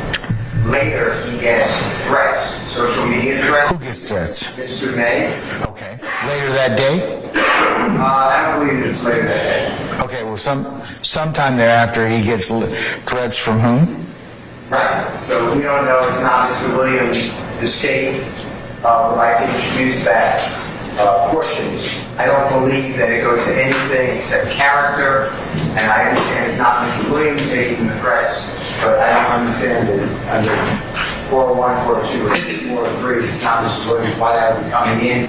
And I think the state is under the belief, which I don't know is mistaken, if I'm saying right, and someone will correct me, that the way that Mr. May realized Jeffrey Williams' real name is after he got the threats, he Googled Mr. Williams. And if that is true, then I would like it to be said that nothing about the threats, but that he Googled the thing later and found the former one of his young thug, his name Jeffrey Williams. Hey, respond. Yes, Your Honor. Your Honor believes that. So the sequence of events is after this event, Mr. May was threatened online, which caused him to change his behavior, shut down his social media, and from that he Googled he learned that he was being threatened because of his reporting of the threats that Mr. Williams made to him. I don't think it was too much time in advance. I think maybe about a month, maybe even 2 or 3 weeks. Once he learned that he was being threatened, he shut down his social media. And at that point, he determined to learn more about Mr. Williams, and so he put his name in, and that's how he learned his name was Jeffrey Williams. He did not know that when the threats were made. Initially, he just knew him as Young Thug, or that he was Young Thug. And then what precipitated him finding out his real name was he learned that he was being threatened, shut down his entire social media accounts, and then began to learn more about who Young Thug was and learned that his name was Jeffrey Williams. And it was at that point he learned that Young Thug was Jeffrey Williams and the person who made the threats to him at the mall. So he didn't know who the person that made the threats to him until he was... He knew it was Young Thug, but he didn't know he knew that? Yes, he learned on the day of the threats that it was Young Thug. He did not learn that Young Thug's real name was Jeffrey Williams until later. How did he learn his name? He Googled Young Thug and just kind of went deeper from there. But he just says, I started to Google more about Young Thug and then learned his name was Jeffrey Williams. I believe is what his testimony will be. He can't tell me. I don't believe he'll be able to testify as to what sites he went on or where he went, but that he began doing internet research and then learned his name was Jeffrey Williams. I spoke with him, Your Honor. He did not say that Mr. Williams or Young Thug made any threats to him. That's the part I want to believe. But that preceded what he did after that. And we think it is important that he was being threatened solely because of his reporting of Young Thug threatening him at the mall, that he began receiving threats so much so that he had to change his entire behavior. And then from there, that's what precipitated him going and making and determining that who Young Thug was. Okay, so what's your objection, Mr. Steele? The point that we're on notice of in the indictment is July 7th of 2015. Mr. Williams was at a mall. I got all that. I got that. Okay. Weeks later, Mr. May claims, I don't have it, I can't read it, it's hearsay. He claims that he's being threatened on social media. I've never been given social media. I'm not saying it's true. I have no idea if it's true or not, but I can't even read the social media. No one's saying that Jeffrey Williams or Jeffrey Williams had somebody threaten Mr. May then said, I don't want to be on social media, and I want to look into who is all these people outraged that I had a conversation with Young Thug, and then he realizes how popular Jeffrey Williams is as a renowned artist and found out his real name. I don't understand in my mind why I have to deal in this court with inadmissible hearsay, which is a threat, just to get to this person in Google and found out Jeffrey Williams' real name. Your Honor, it's not inadmissible hearsay. He can say, I received threats. We're not saying what the threats are. He's saying, I received threats on this social media. Once I learned that I received threats because of being threatened, I then did this. A threat is a statement. That is an out-of-court statement that the state offers. No, you're just making a threat. I mean, a threat would be, I'm going to shoot you. That would be a statement of the threat. But just to say people made threatening threats to me on social media. It goes to also show his behavior as to what happened afterwards. So what is that? What behavior is relevant to this case? The threat allegedly happens on July 7th at the mall. That's what it was. And the police that day, and I assume the state will call Officer Stevens because he's here. That day, Officer Stevens wrote his report. The performer known as Young Thug is Jeffrey Williams. So I don't even know what relevance it is that Mr. May, weeks later, to a month later, or 2 months later, he really doesn't know, finds out that it's Jeffrey Williams. Because he's the victim in the case, Your Honor, and that's how he came to learn Mr. Williams' true name. yeah, but it's kind of here. It's all that is really hearsay on a couple different levels. What part is the hearsay, Your Honor? The fact that what did he go? What did he see? What social media did he view? But we weren't asking him all that. We weren't going to ask him we're going to ask him, did he receive threats? Yes. Where was that from? Social media. That's it. And then, what did you do as a result of that? So the hearsay is that we're not offering for the truth of the matter asserted. We're not offering any words for the truth of the matter asserted. We're offering for his effect on the listener based upon what he did and what he understood his threats to be. He then determined he needed to shut down his social media. He needed to learn more about who this individual was, and then he learned his name was Jeffrey Williams. All right, Mr. Steele, I'm gonna overrule your objection. It is effect on listener, but I won't let them talk about specifically what I think that what he did, why he shut down his Instagram, why he came off of social media.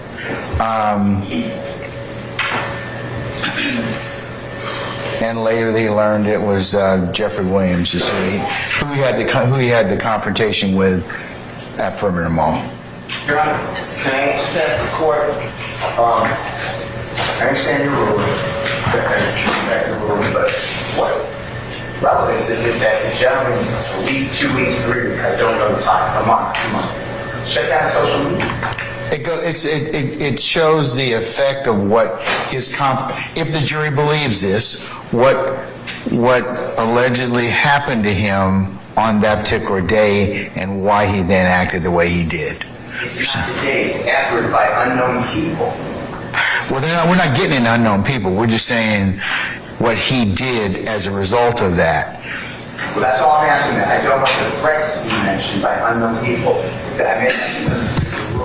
Your Honor, the state doesn't intend to go into specific threats. We don't know what they are. We just know he was threatened. But if you could instruct your witness not to say that, not to go into any individual things.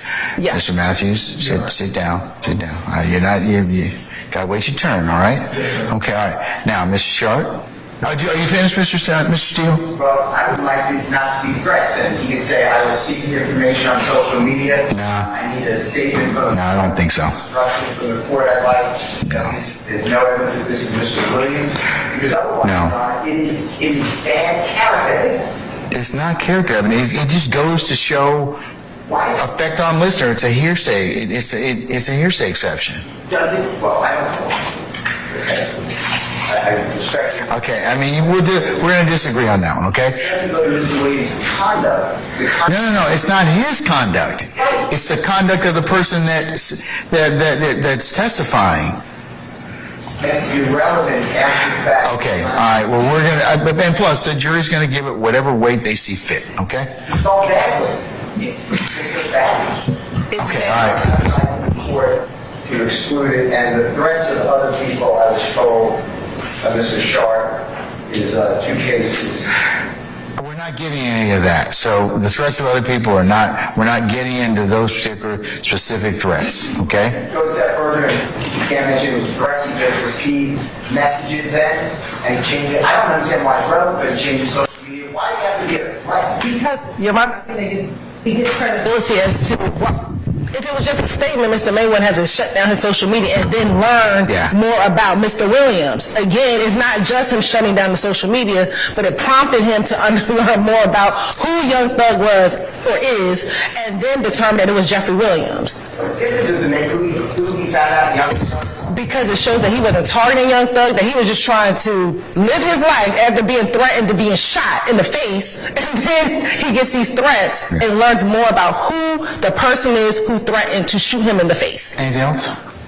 Yes, I would strongly respectfully request the court to change its. I'm not going to change my ruling, but I'll note your objection and they can continue for the record. All right, Mr. Shard, anything else? Yes, Your Honor.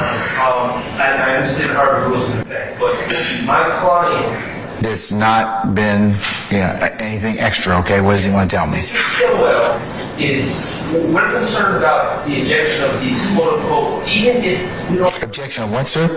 You need to speak into the microphone so I can hear you, okay? And everybody else can. Okay. On behalf of Mr. Stillwell, we are very concerned and we strenuously object to injecting the subject of threats into this case, and I understand that we're not going into specifics, but even the general idea that threats are involved create, in our opinion, an implication of guilt. And Your Honor, there are 2 cases I'm going to ask Your Honor to consider. Yeah, I'd like to, because a lot of times the cases that you cite don't stand for the proposition you tell me. So you've been listening to Mr. Uhelski. I'm going to go ahead and look him up on Westlaw. So, hold on. I don't know.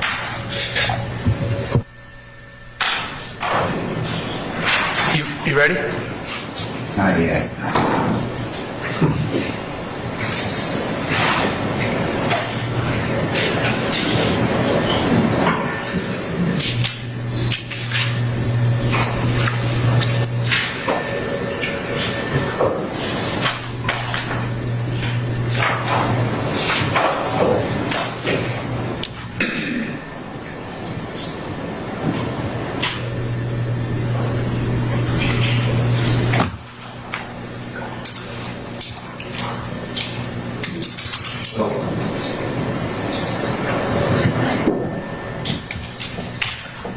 Okay.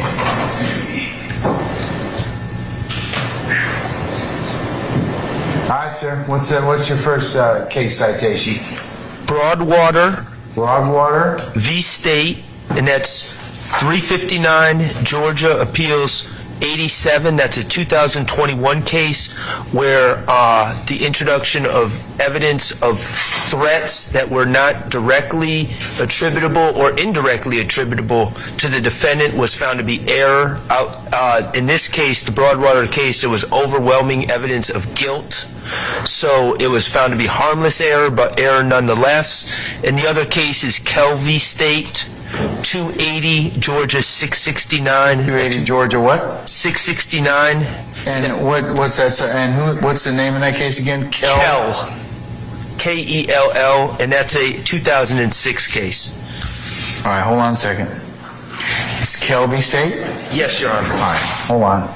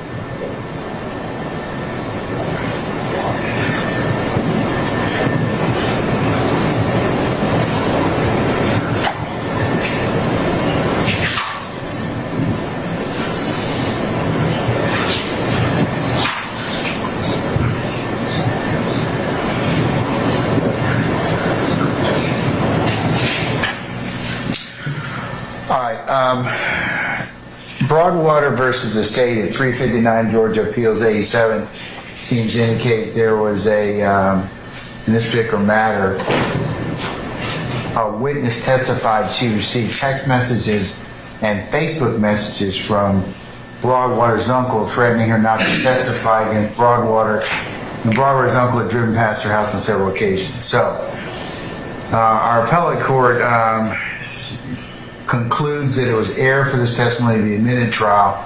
Although threats were made by the uncle, the state presented no evidence that Broadwater made the threats against Laughing House, the witness, or that he directed another person to send the threatening messages, nor did the state present any circumstantial evidence for an inference to be made that the threats were made at Broadwater's instigation.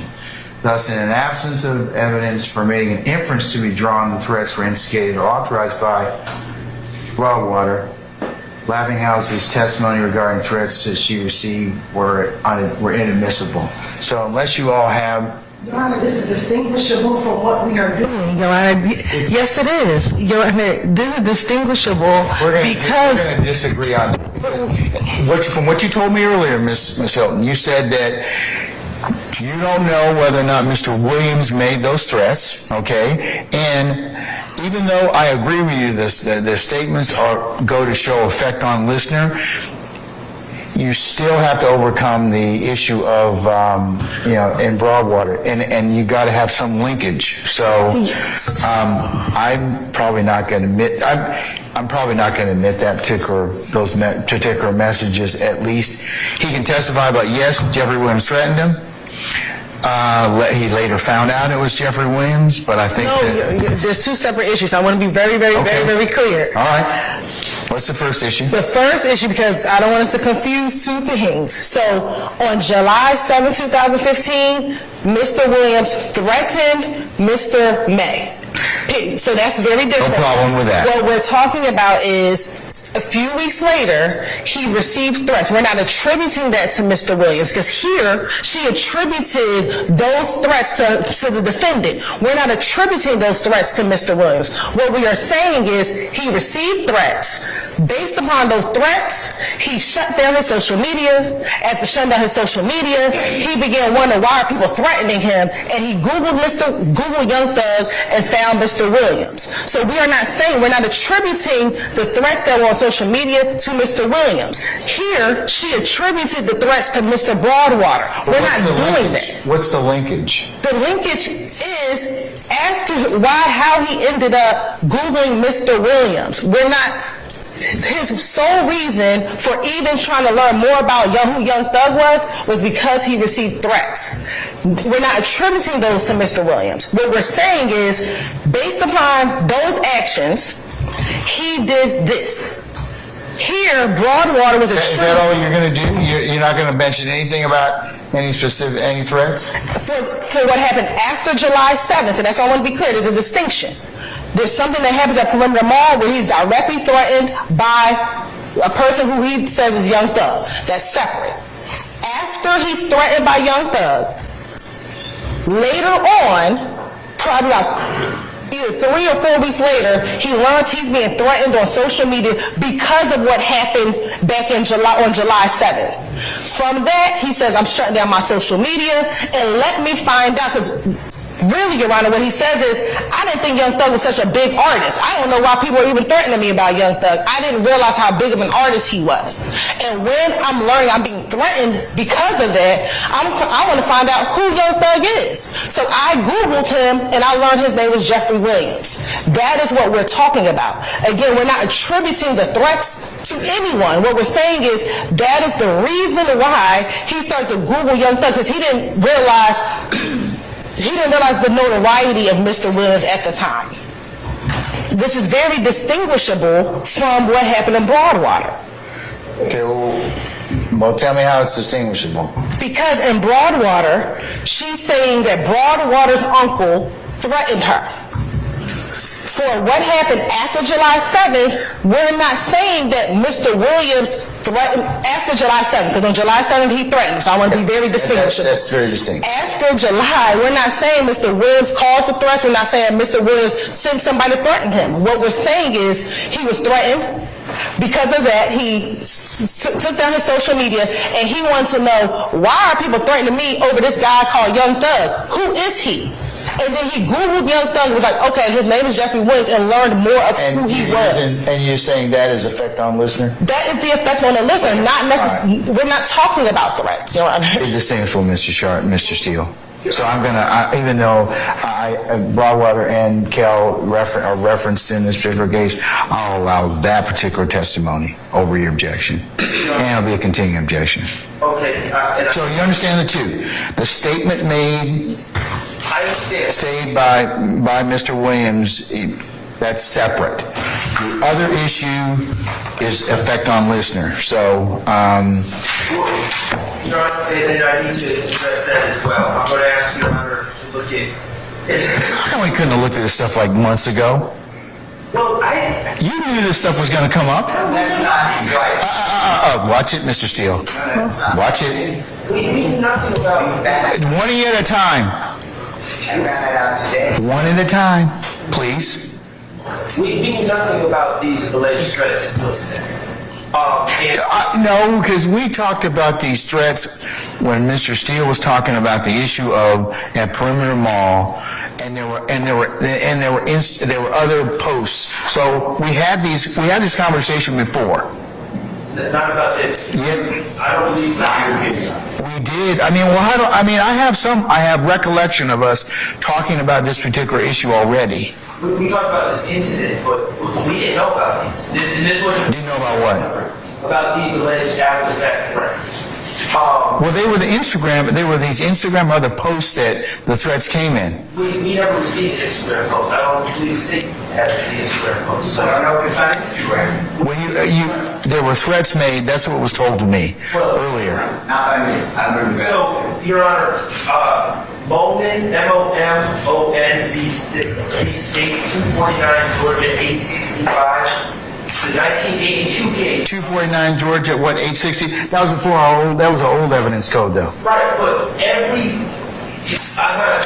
there's a long line of cases that have followed Moman that I'm just giving you the several cases, probably 100 cases I could cite to this, that... Moman's a very old evidentiary case. Anyways, it's 249 Georgia what? 865. 865? And we can find a more recent case in the same competition. Looking right now,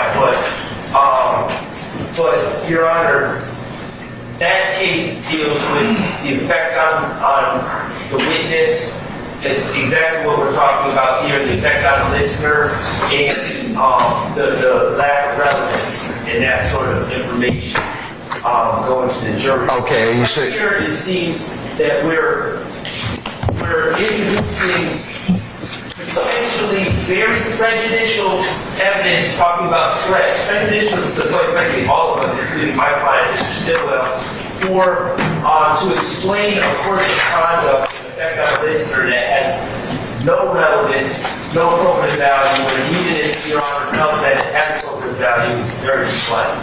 And so we would argue that 403 and these cases I'm citing all dictate the same result, which is that even vague reference to some threats after the fact should not be admitted or be error to admit. I respect it.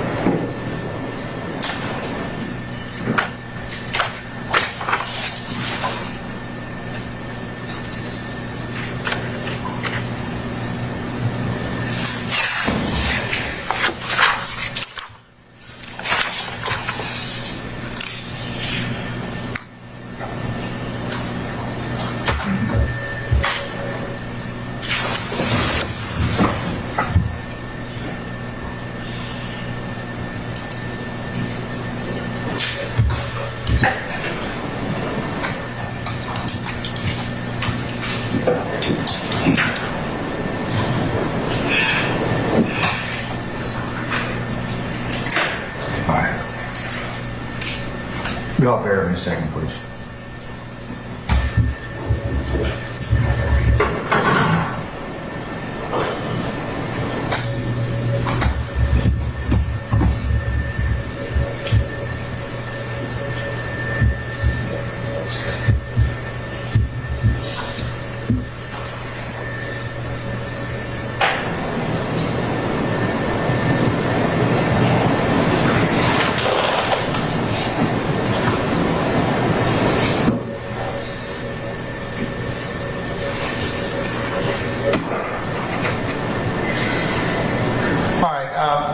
Short and others, Greer versus the State, 313 Georgia, 236 February 2020. Criminal case. Recording of lead detective's interview with the defendant, where a detective referenced statements made by the defendant shooting victim's daughters, and the defendant shot victim during the fight and was responsible for the shooting, was admissible for prosecution of malice murder and other crimes. Statements were part of an interrogation technique. And what detective asked of or said to the defendant was not offered for the truth, but rather to establish questions or statements defendant was responding to and the effect informer had on the listener. 24-8-801C. So I'm going to admit that over your objection, sir. I believe I had Mr. Steele. Did you wish to add or anything? I didn't let you finish. So anything, sir? Before I move on to Mr. Matthews. No, Your Honor, saying 401, 402. In doing a 403 analysis, I find the evidence to be, from my gatekeeping function, more probative than prejudicial. Then would you instruct the jury that there's nobody saying that the threats of Mr. Williams? No, I'm not going to do that. I'll let the jury at the appropriate time when we instruct the jury, I'll give an appropriate instruction as to that, sir. I don't believe that one's required at this point in time. So, all right. Mr. Matthews, anything, sir? Just 403, analysis objection under RICO 1, under the count 1 RICO, and also the confrontation clause as relates to count 1. All right, thank you, sir. So noted. Okay, all right. Unless there's anything else, could you instruct your witness accordingly, please, madam? Can I go to Your Honor for a second? Say, huh? Can I go with Ms. Hilton? Sure. Thank you.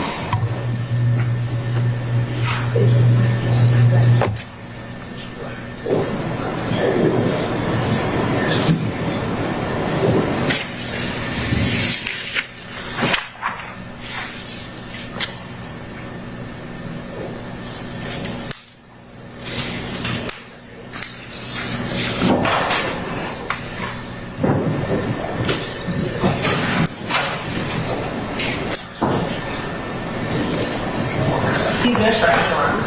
Okay, all right. Sergeant Ingram, can we summon our jurors, please, sir?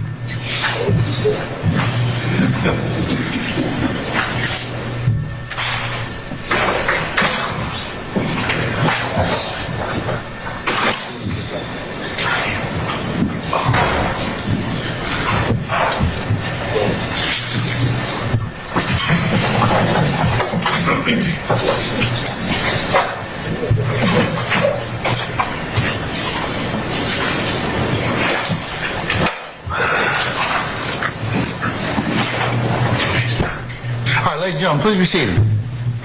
All right, thank you, Sergeant Ingram. All right, State, call your next witness. Your Honor, prior to calling our next witness, the state would like to tender State's Exhibit 189O into evidence pursuant to 24-9-901. This is a certified copy of a conviction for Mr. Trontavious Stevens, criminal action number 15SC 135856.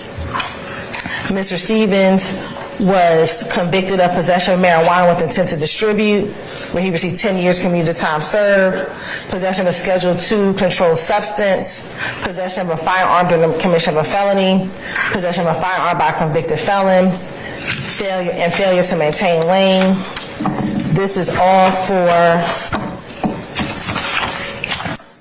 the July 3rd, 2015 incident in which he was stopped by Officer Collins. He pled to this on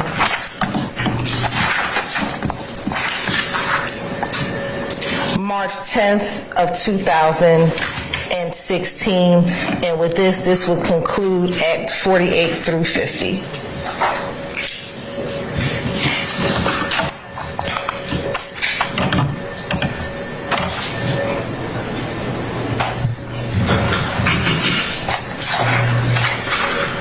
So been previously shown to defense counsels? Yes, Your Honor. All right, any objection, Mr. Sharp? Your Honor, the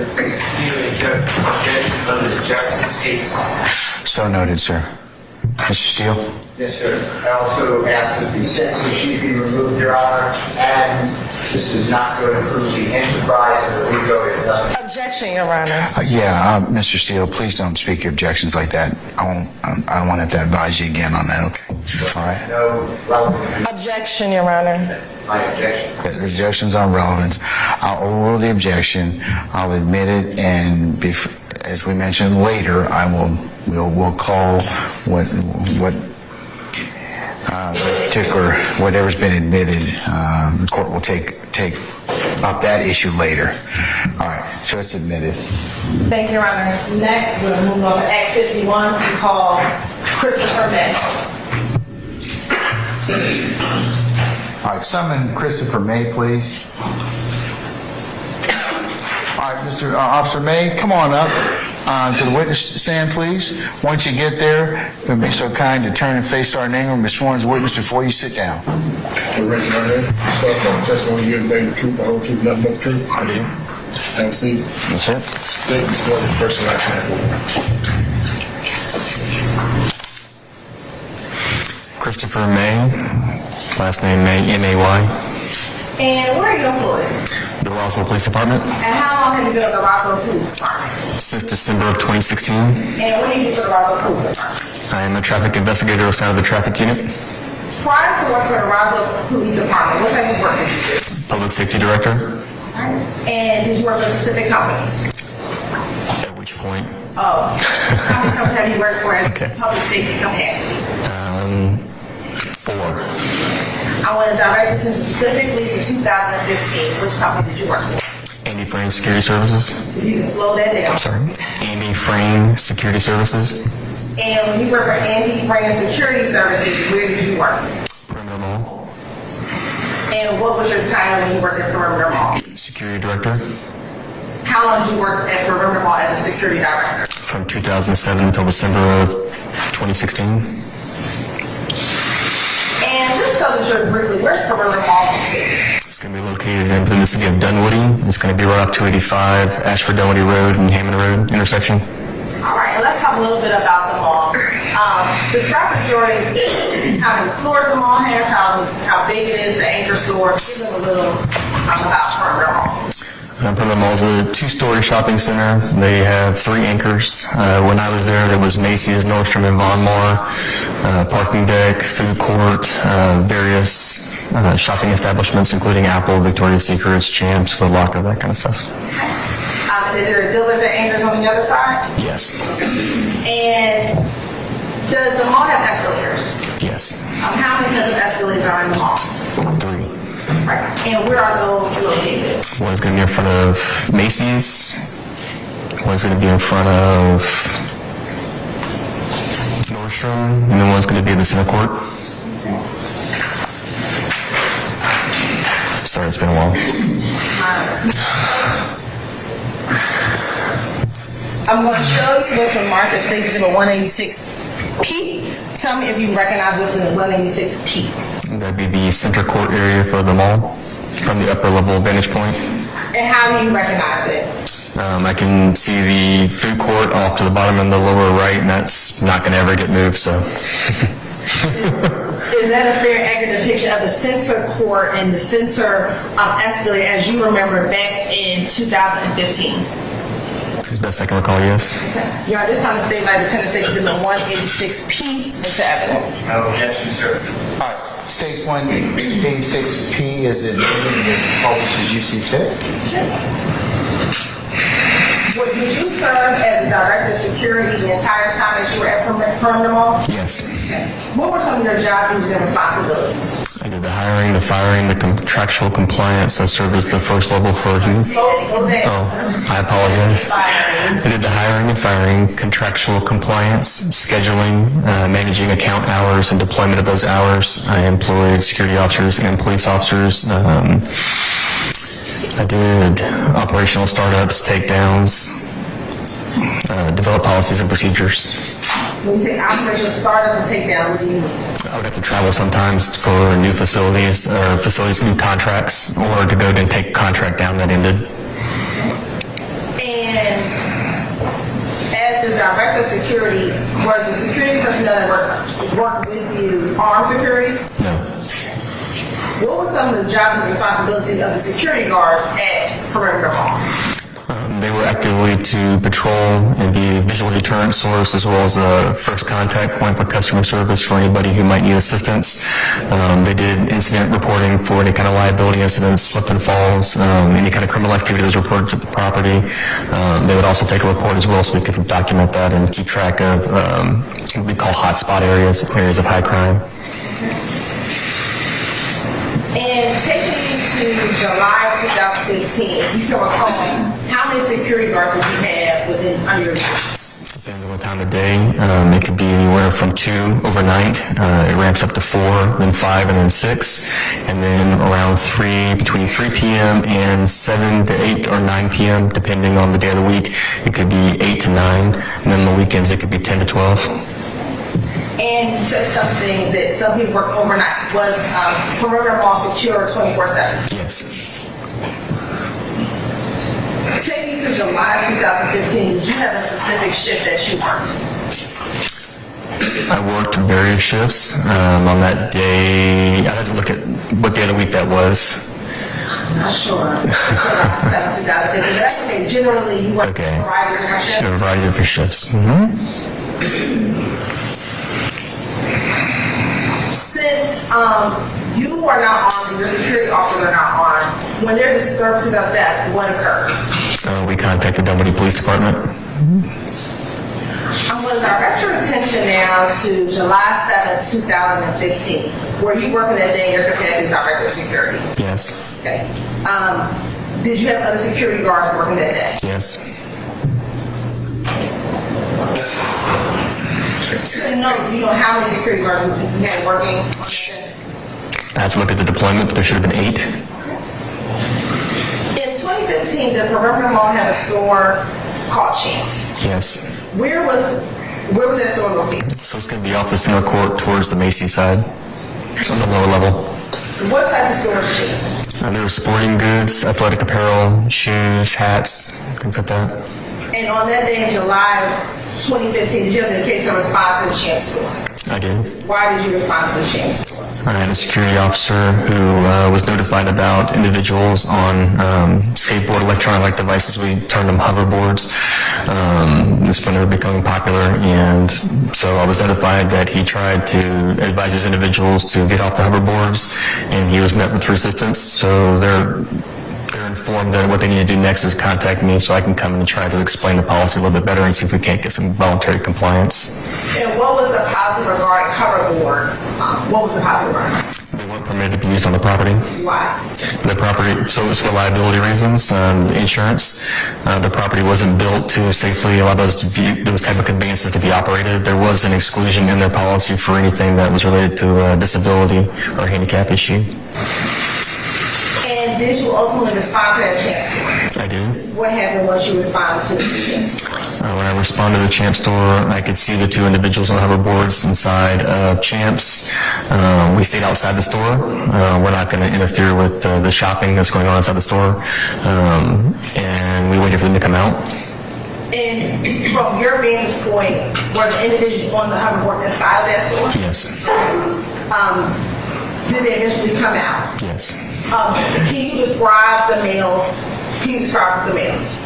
To the best of my memory, they were African-American males. They were dressed actually pretty nice. They had baseball caps on, dreads that were kind of somewhat visible, thin build. Remember they had nice shoes.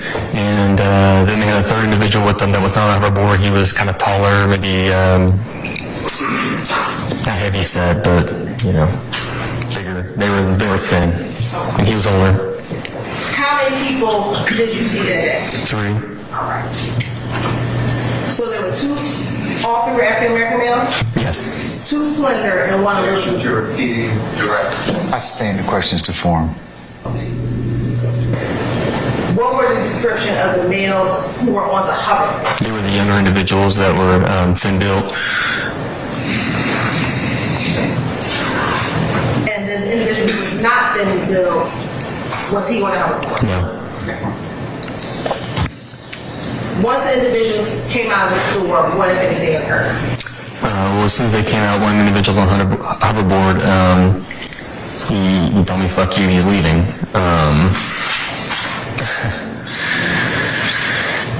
You said there were 2 on the hoverboard. Yes.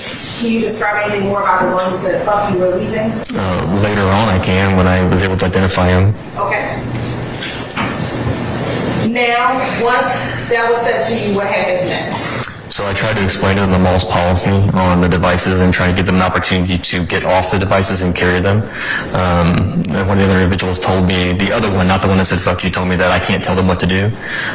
They continued to move away, which again, previously I was told that they were leaving, so I let them continue.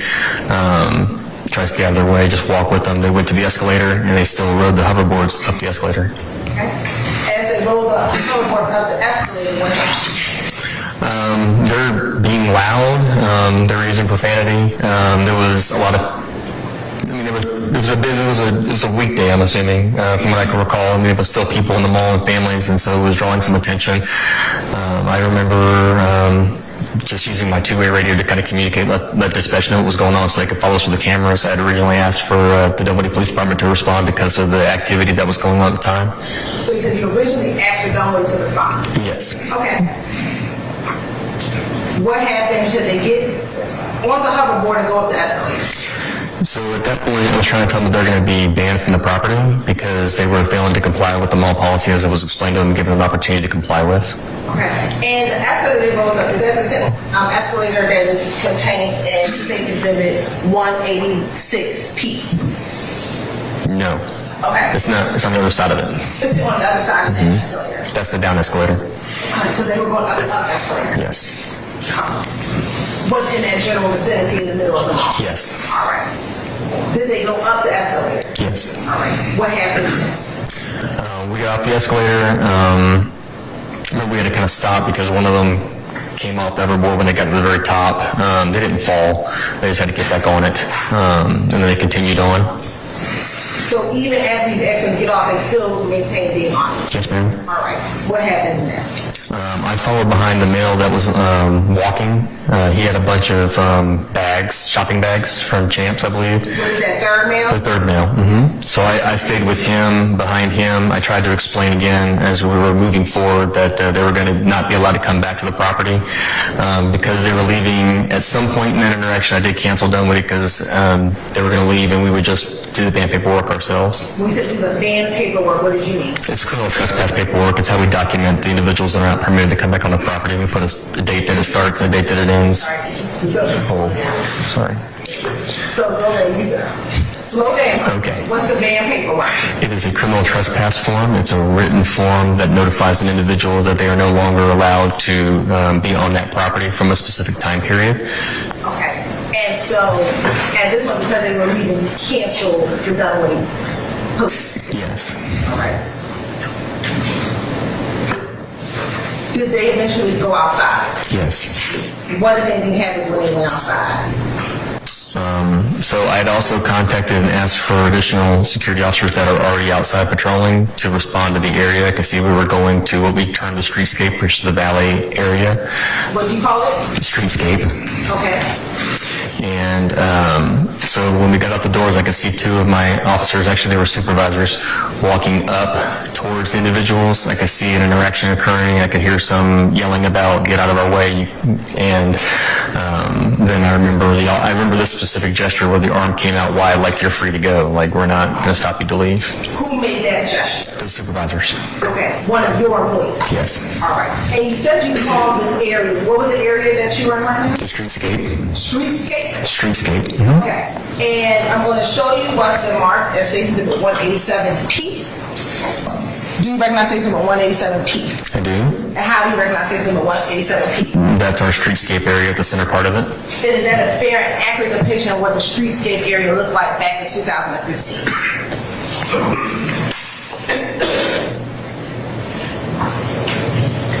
I don't know about the store over here, Max's Oven Pizza or the Christmas tree, but everything else looks accurate. Everything looks accurate. You're right. This time, State like State's Exhibit 187P into evidence. Any objection to State's 187P? Based upon his testimony, did not recognize it to be accurate in July 2015. Outside of the Maxes, does that area, as far as the perimeter mall as well as the ground, appear to be what it looked like back in 2015? Yes. Any further objections, sir? All right. 187P is admitted and may be published as you see fit.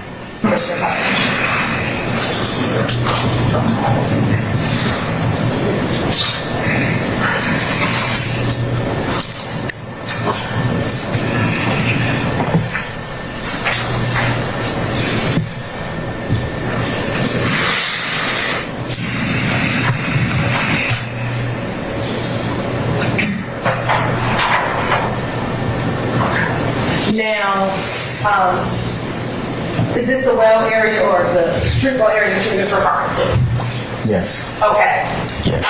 And is that where you saw your security officer, your supervisor, make the hand gesture and kind of present themselves as if the individuals could walk out the way? From my side, it's the left side of the screen. It's going to be just outside of frame. And what you can do is on that screen next to you, if you press the bottom left corner, you use that pen and you can circle where the direction where your security officer was. Security officers are coming up this way. and they interface to them right over here. Still try to speak up a little bit louder. Okay, so the first arrow is the direction the officers were coming from, and then the other arrow is the area where they actually made contact with the two individuals on the hoverboards. And from where the picture is being taken, what is in that area from, if I'm standing and taking that picture, what area is right there if I was taking that picture? You have valet parking. It's going to be to your back and to your right, and then to your left you'll have Urban Outfitters. And you can mark that on the screen right there.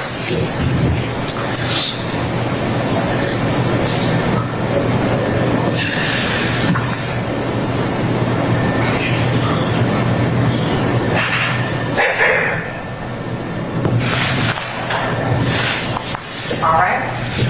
Now, as you saw, your supervisors kind of let the individuals go. What happens next? We continued down towards the valet area where we approached a white car.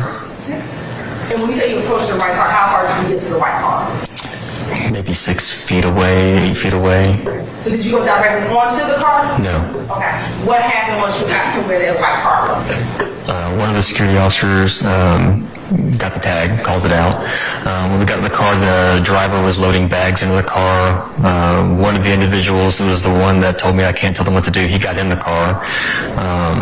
The individual told me, fuck you. He got to the passenger side rear area while the driver, which was the individual not on the hoverboard that I was walking with, he's putting bags in the car, and he told me that he could have me arrested for trespassing. So to be clear, the driver was the person who was not on the hoverboard. That's correct. And what did the driver say? That he could have me arrested for trespassing. Okay. And then not the person who said fuck you, but the other person, where was that person at? He was in the car. I don't recall which seat he got into. Okay. And the person who initially told you fuck you earlier, where was he seated? He was going to be on the passenger side rear. Okay. Once the driver said what he said and the passenger, what if anything happens next? It was further exchange. I tried to tell the driver that I'm not in or on his property. He called me a peon and said I can't do anything. I don't have any power. It's a long time ago. I just remember the word peon specifically. And then somebody was still talking in the car, but they were getting ready to leave. So I could see the rear passenger on the passenger side. I was standing out from that car door, which was still open. And I was trying to encourage them to go ahead and leave because that's what they were going to do. And he looked at me and said that he was going to come back up here and shoot me in the face. He said he's going to come back and shoot you in the face. Yes. All right. What, if anything, did you do at that point when he said, I'm going to come back up and shoot you in the face? I took a step back and I requested Dunwoody respond. And now this is the second response from Dunwoody since you canceled the first one. Yes. What happened with the individuals in the car? At that point, they left. They closed the door and they left. What happens next? Dunwoody responded to the streetscape area, which is where we told them where we were. And once Dunwoody police arrived, do you recall which officer arrived? Officer Stevens. And what happened once Officer Stevens arrived? He started gathering statements from the security officers that were on scene as well as from myself. We walked from that point, and once he got the statements, then we walked back to Champs. Why did you all walk back to Champs? Officer Stevens has said that it's possible to identify the individuals because they may have used a credit card to make the purchase over there. Okay. And did you go back to Champs? We did. What happened once you went back to Champs? So Reggie, I don't know his last name. We were friends for a long time. We coordinated shoe releases and stuff. He's the manager of Champs. And when we went in to go ask him, he told me that he's a known rapper by the name of Young Thug. And when he told you that he's a known rapper by the name of Young Thug, what did you do with that information? I Googled it.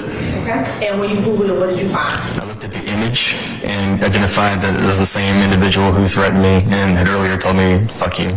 So the person that you saw in the picture, Young Thug, was the person who said, fuck you, we're leaving, and I will come back up here and shoot you in the face. Yes. All right.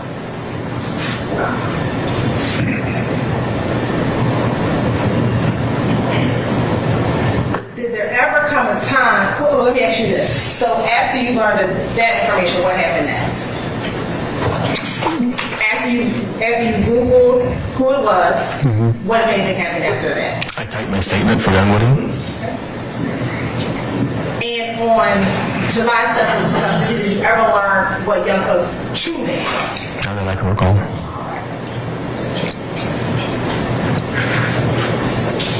Now, the incident as it took place, was that captured on surveillance video? Yes. And have you had the opportunity to look at that surveillance video prior to your testimony today? I have. And have you also had the opportunity to look at a snippet of excerpts from the large surveillance video in this case? I have.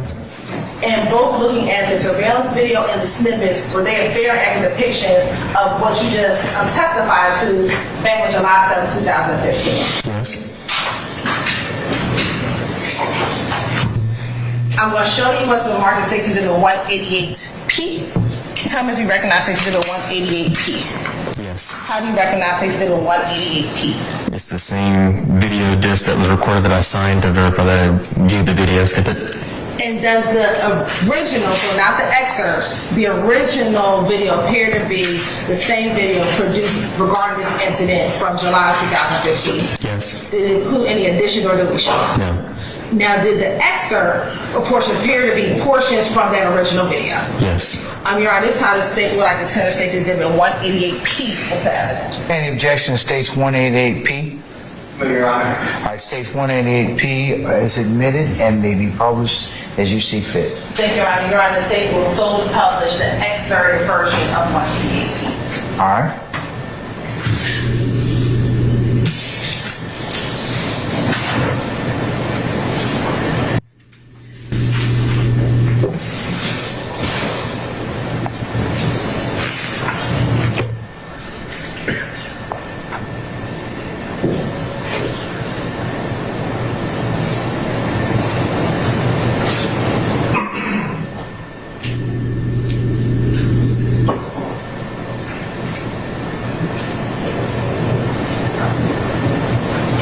Now, looking at that, those individuals on the hoverboards, Yes.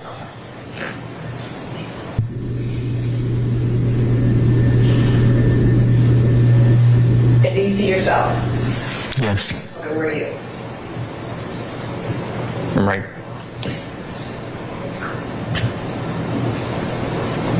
Right there.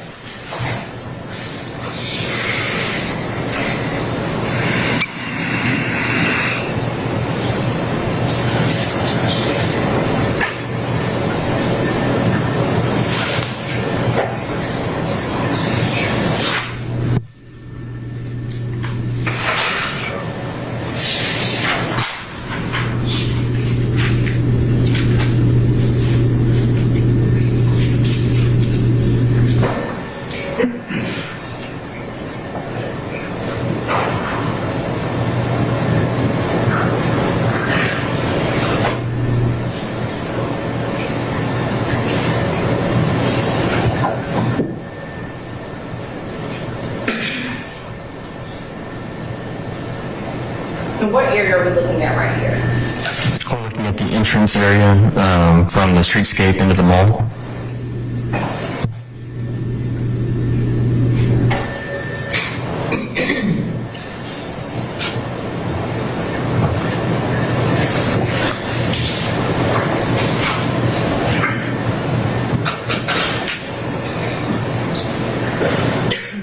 What area are we looking at? The streetscape area. And the first person on the hoverboard, which person was that? I don't recall.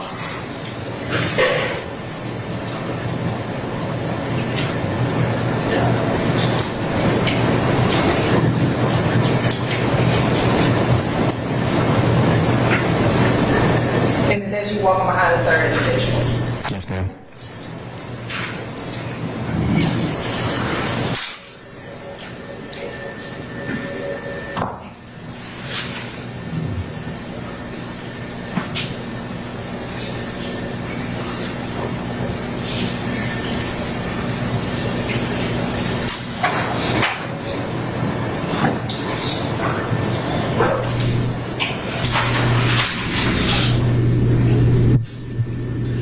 And from here, are you able to tell us where the valet area is? It goes further. You can see parts of the valet there. It goes further back. And did you recognize what it is that was going on during this portion of the video?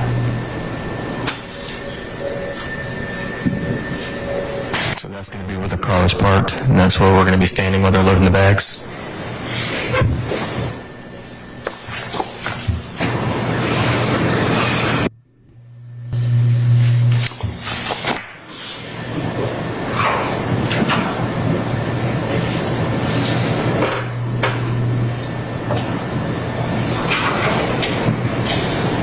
And during this time, was there any arguing and yelling going on at this time? Or do you recall? I don't recall.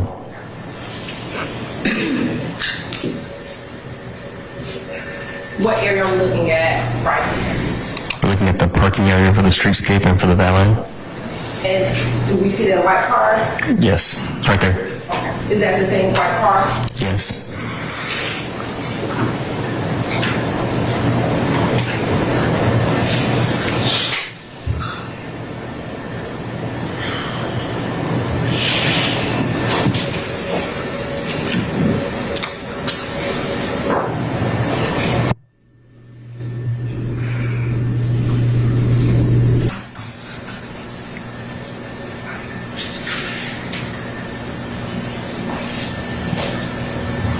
And why is this camera kind of going back and forth? It's on an auto touring cycle. It was an auto touring cycle. It's a pre-programmed route that the cameras will take when they're not being used.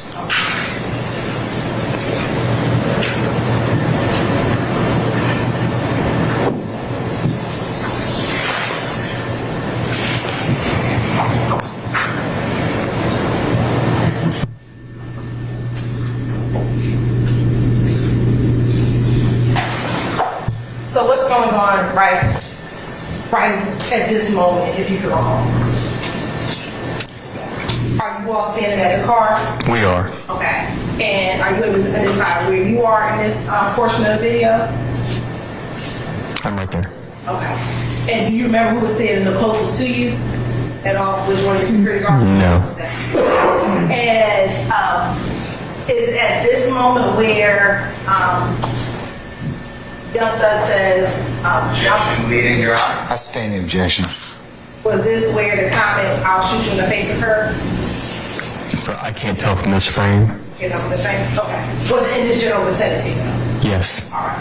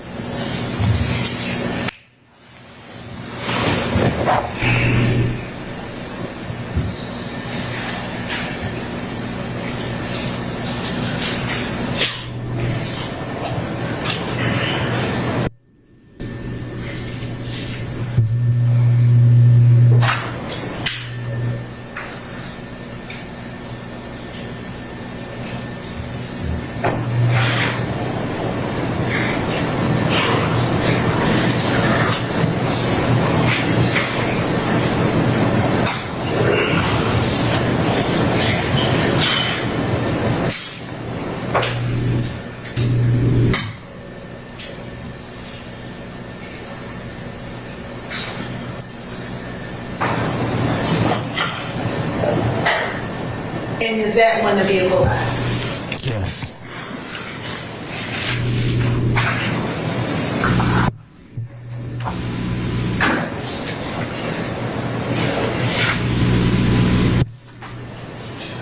Now I'm going to show you what's the market stakes in the 182P.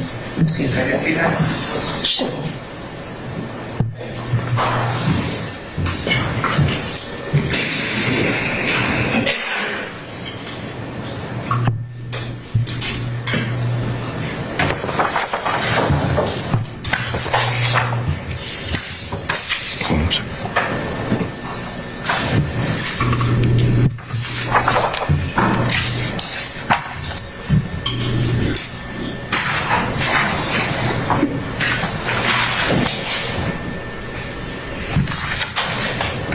182 to 186. Okay, that one's already in. This one's already in.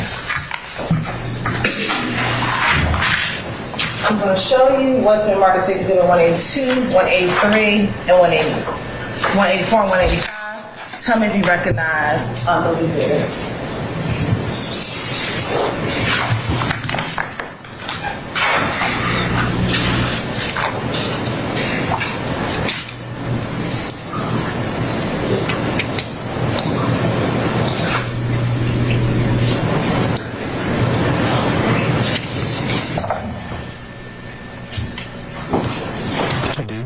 Okay, and how do you recognize those exhibits? They're from the video. Are these screen grabs of the video? Yes. Okay. And those appear to be very accurate depiction of screen grabs from the full video in this case, provided to us in this case. Yes. Your Honor, does the state would like to send a statement in 182 to 185 into evidence? Any objection to states 182P, 183, 184, or 185? All right. They're admitted and may be published as you see fit.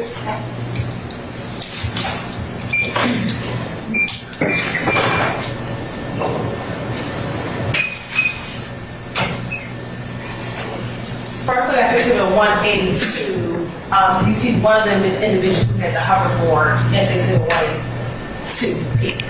Yes. All right. Looking at 182, does that individual have any bags in their hand? Can you tell? No, I can't tell. We go to the next good. Looking at 183 feet, is that the same individual with the hoverboard? Yes. And does that person appear to have any bags in hand? No. All right. Next, we're at 184P. That's kind of where we stopped before. Is that you?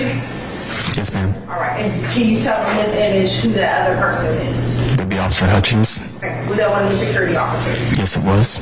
And was Officer Hutchins the security guard who initially called you to chance? Yes. All right. And looking at this, that screen grab, just that area going into the front door. Yes. All right. And then last 186. Okay. And again, is that no? Oops. He censored them all.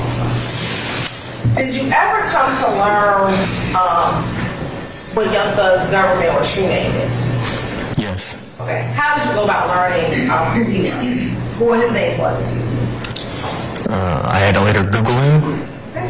What procedures you had to Google him? One of my security officers had shown me on their, well, they came to me and told me. Did you I sustain objections. permission just to leave direct so I can get to the issue of this stuff? Okay, all right. Go ahead. Did you receive any threats after this incident occurred? Yes. What happened as a result of those threats? I called my wife. Okay. And what happened? Well, she wasn't happy. So I'll rule the objection. So we had discussed what I could do, so I went ahead and changed the settings on my social media and locked it down so that you can't see anything outside of my name and, you know, my profile picture to protect the images of my family and anybody from seeing any more information about me. Okay. And what did you do after you shut down your social media? I Googled Young Thug. Why? Because I didn't understand why I would be getting threats. Okay. And what did you, once you Googled Young Thug, then how you learned his true name? Yes. And what did you learn his true name to be? Jeffrey Williams.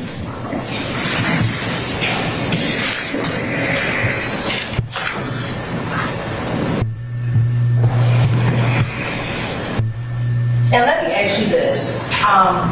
When Young Thug, or the person you later learned to be Jeffrey Williams, said, "Up, you were leaving, and I will come back up here and shoot you," did you understand it to be behavior that is truly humbling under God?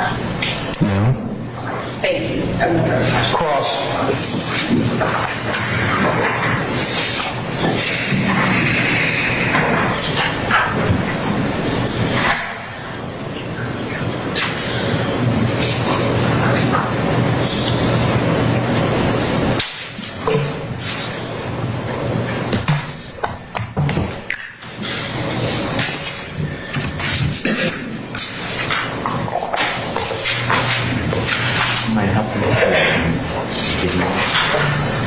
Your Honor, may I play the video? It is State's Exhibit number 188B, but it's the P as in perfect, but it is... The list is on the podium right there. But it's the condensed video. Which one is that one, sir? You said 188, Papa. That's the. You want to see the snippets, or? It's the snippets. All right. I'd like to go through with you. Whoever from the state, can you please put that up, please, madam? Thank you. I'd like to go through with you, and if you don't, thank you so much. If you just stop it. What's been marked and entered as 188P. And I believe you said that on the elevator or escalator, which is what we're going to see at first. Is that fair to say? You were on the escalator with Mr. Williams and two other gentlemen? Yes, sir. And Mr. Williams is in a white shirt, two other gentlemen in a black shirt. I cannot recall the clothing items that they were wearing. Say it one more time. I can't recall the clothing items that each individual was wearing. Do you remember the color? I remember the face. That's fine. We'll go through it. And on the escalator, I believe, you testified that there was commotion, cursing, etc. Yes, there was an exchange. Okay. And exchange, I think you said it. Let me just make sure I don't. There was profanity, and it was loud. Yes. Okay. So, with the Honorable Prosecutor's assistance, if you could just play it, but we're going to be stopping, okay? An officer, you weren't an officer at the time on July 7, 2015. Is that fair to say? That is. You were working for the mall. That's correct. You were security at the mall. Yes, sir. Okay. And that you're in the yellow shirt or seemingly yellow colored shirt in this video. Is that fair to say? There's two of us in yellow. Well, you're in a non-uniform, looks yes, like sir. A yellow shirt. Okay. If you can start the escalator and 188P. Okay, and now you can see a electronic skateboard or hoverboard, as you call it, coming on the escalator. Is that fair to say? Yes, sir. Okay, we can see it. Now, if you stop it right here. Do you see those two people who are in front of the person on the hoverboard? On the escalator. Which two are you referring to? Front two? The very front two? Yes. I can see those. Okay. And then do you see a gentleman who looks like he's maybe drinking coffee or some substance on the below on a table? Yes, sir. Okay. Now, I want you to tell the jury, while this loud argument and the profanity is going on the escalator, tell the jury the reaction of the two people in front and the gentleman who is eating or drinking at the table below, okay? Okay. As it plays. Just tell us when to stop and you see them signify there's an argument.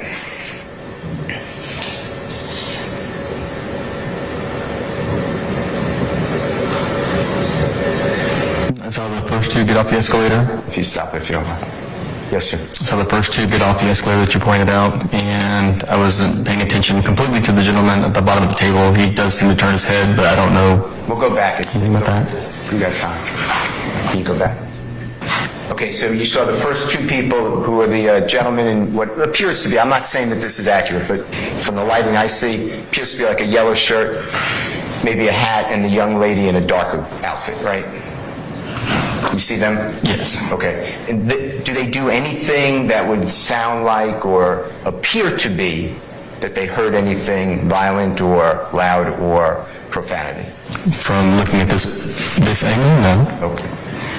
Now, I'm going to ask the prosecutor to play it again because you said it, but you may want to look at, you can look at anything you want, but you may want to look at the gentleman who's drinking the coffee or the item below, and on the screen it's on the right-hand side. We're talking about the same person, right? You see the person sitting at that table? Yes. Okay. Tell the ladies and gentlemen of the jury when you see that person, do something if there was some profanity and loud argument. If you could play. There'll be speculation. I sustain the objection. Well, just tell us if you see that person move.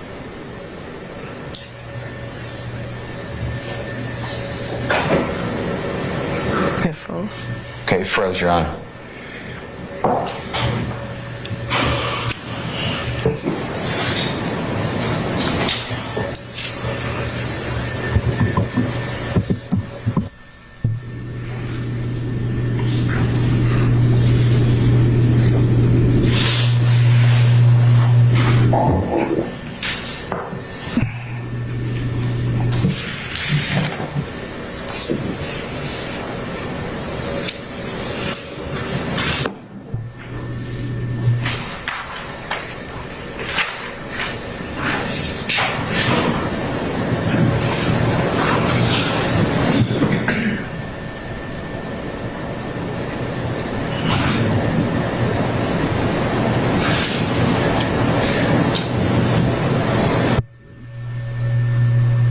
could stop it.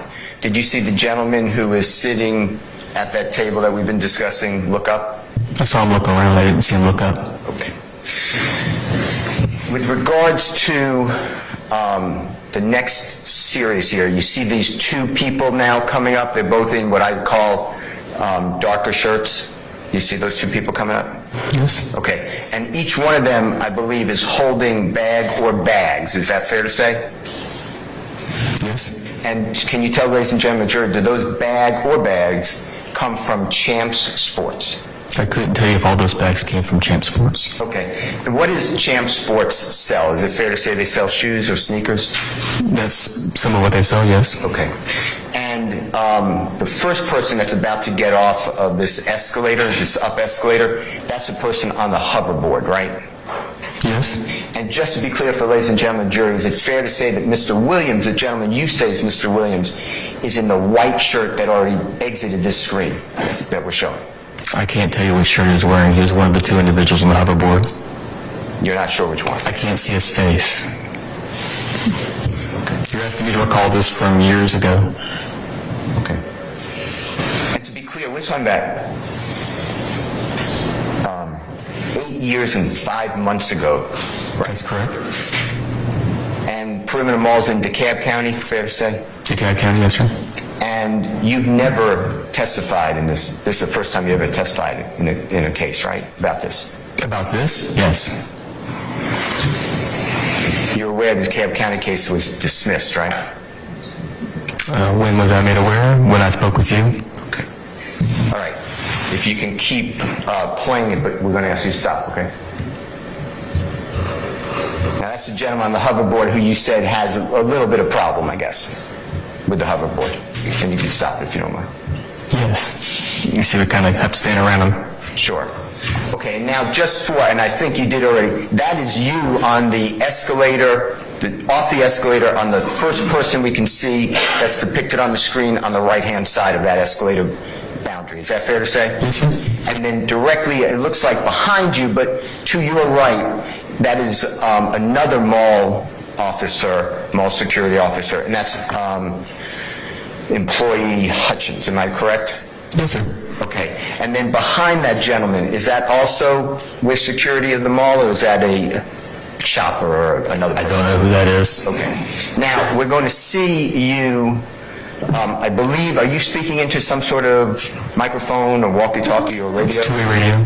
Okay. Is that what you're doing around this time? Yes, sir. All right. And you're actually alerting, are you not, other coworkers of yours about Mr. Williams and others, the two others leaving the mall. Is that fair to say? At that particular time, I don't know exactly what I was communicating in this frame. During the course of the incident, I did request additional units. And when you say additional units, that's also the mall employees? Yes, security. Okay. And then you asked them to come on the, you call it the escapeway? Streetscape. Apologize.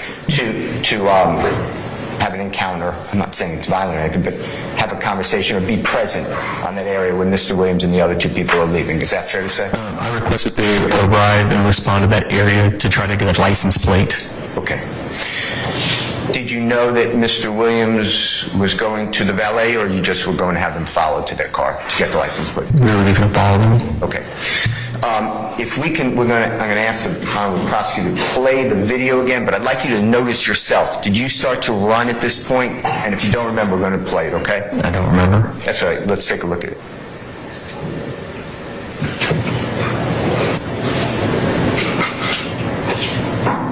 And I apologize. You did not run, did you? No. Is that fair? Okay. That's later. We're going to get there. All right. Now, and if you could stop it 1 second. Now, there is other time that goes by, but this is the exit to get to the valet area or the parking lot. Is that fair to say? Yes, sir. And what we did was we took the video instead of sitting here for a long time. We just made the relevant portions, or what we believe to be relevant, in order to make it faster and flow better. Is that fair to say? Yes, sir. Of the video. Okay. And the first person to come out of this doorway is the person on a hoverboard in a white shirt. And if you don't remember, we're going to show it to you, okay? Can you show it to me, please? Yes, of course.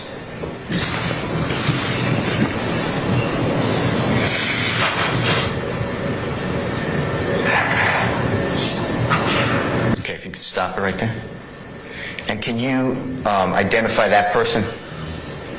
No, I just noticed one of the individuals on the hoverboard, one in the white shirt. 2 hoverboards, one Yes. with them not on the hoverboard. Exactly. Okay, 2 black shirts, 1 white shirt. Is that fair to say? Yes, sir. Okay. All right, and this is just going to have this person come out of the picture, if you don't mind. Continue. And then second hoverboard coming out the doorway, is that fair to say? Yes, sir. Carrying the bags, is that right? Yes, sir. Okay.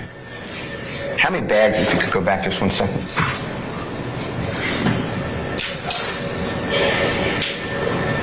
Do you know how many bags there are? No, sir. Okay, it's fine. If you're going to freeze, it's fine. All right, we'll just continue. Now, do you see, I believe you're going to see yourself come out with the gentleman who's not on a hoverboard. Is that fair? That's fair. And then tell me if you see yourself running. I'm going to ask you questions about that if you don't mind.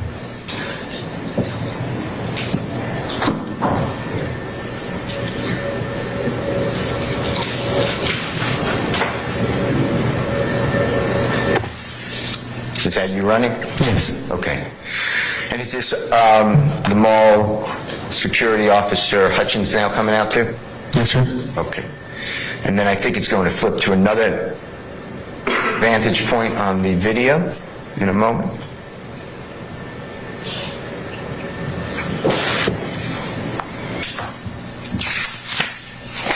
Okay. And now the doorway, if you just stop it for a second. Thank you, ma'am. The doorway that we just saw, not in this order, but the gentleman in the white shirt on the hoverboard, the gentleman in the black shirt on the hoverboard, you and or the other gentleman, whoever came out first, not on the hoverboard, and then Officer Hutchins. We're coming out that door and walking in this direction. Is that for the jurors to orient themselves? Is that fair to say? Who's walking? All of you, the gentleman in the white shirt on the hoverboard, the gentleman black shirt hoverboard, you and the person in the black shirt not on a hoverboard. The hoverboards aren't walking, they're rolling. We're walking behind them. Right, and that doorway is just behind us off the street. Yes. Okay. All right, and then can you see or tell us when you can see and tell Madam Prosecutor when to stop the video, when you can see your co-workers on this alleyway, okay, on this walkway?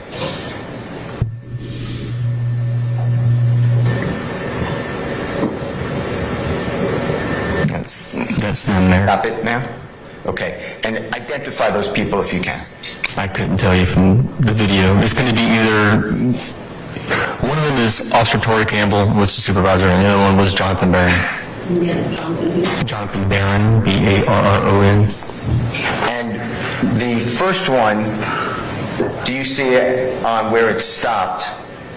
188P, it appears to be that there's a conversation or at least a communication of some sort, whatever is being said. I know you're not there to listen to it, between the mall security officer and the gentleman in the white shirt on the hoverboard. Is that fair to say? I would say it's fair. And then the second person, if you could circle for the jurors, who also works at the mall security, is where?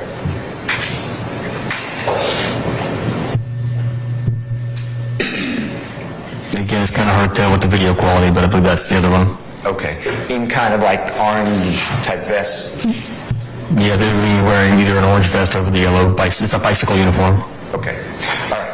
And if we could play it in a moment, but here, this is the interaction where you said that you saw the mall security officers kind of step out of the way and say, go ahead. At some point, yes. Okay. If we could play it now. You're talking a little bit, right? Or doing something together. Is that fair? Yes. Okay, if you stop it. Thank you. And the gentleman on the white shirt, he then was let go, or he went around them. Is that fair? Yes. Okay, and then the second person on the hoverboard is now even with, according to this vantage point, and if he's not even, you correct me, with the 2 co-workers, right? It appears so. And then you're the last person standing closest to us as we're watching the video on the right-hand side, correct? Right there. Okay, and the gentleman who's walking is maybe, I don't know, a foot in front of you, a step in front of you, 2 steps in front of you, walking the same direction. Yes, sir. Carrying the bags. Okay. And your mission now is to do what? To just have them leave. And what are they doing? They're leaving. Okay. All right. Continue if you.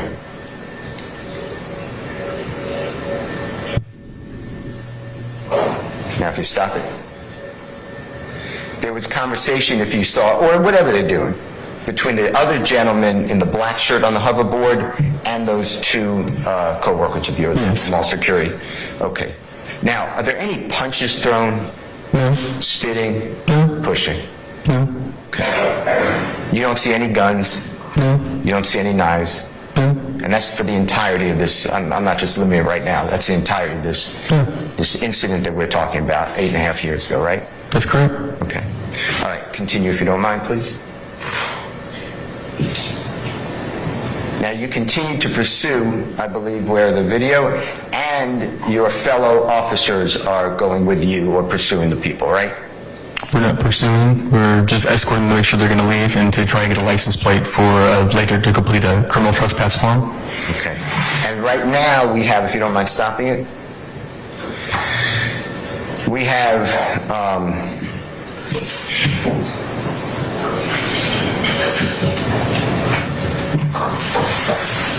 let me see if I have their names or you can help us. We have a total, I believe, of 4 mall security people walking with, following these people. Is that fair to say who's leaving the mall? That's correct. And the names are you, obviously. You're Mr. May. Yes, sir. We had Mr. Hutchins. Yes, sir. We had Mr. Help me with the name. There's Barron, B-A-R-R-O-N. Barron. Yes, sir. And we have Mr. Campbell, C-A-M-P-B-E-L-L. Is that right? Yes, sir. Okay. And everybody's going to where these people are getting their car to leave. Yes, sir. All right. If you can continue to play it. Now, I know you didn't know at the time, but you know afterwards that Mr. Williams is a well-known musical entertainer. Is that fair to say? Later, yes. And you notice that people now are congregating out here by the banister? Yes, sir. Okay. You see some people with their videos out, their phones out taking video? Yes, sir. And show if you can stop it for a second. I know it's far away, but do you see the yellow-looking colors near the white Jaguar? And if yes, can you circle that area?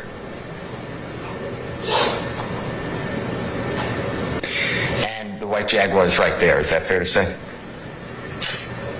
Yes, sir.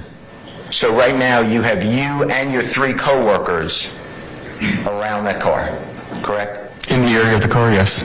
And I know it wasn't the person who you identify as Mr. Williams, but you say that another person told you to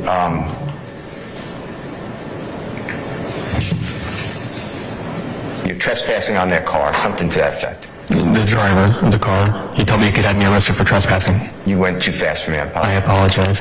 The driver of the car, he told me I could be arrested for trespassing. Okay, because you were too close to the car, he made it clear. I don't know why he said that. I was not in or on his car. But he said that about the car, didn't he?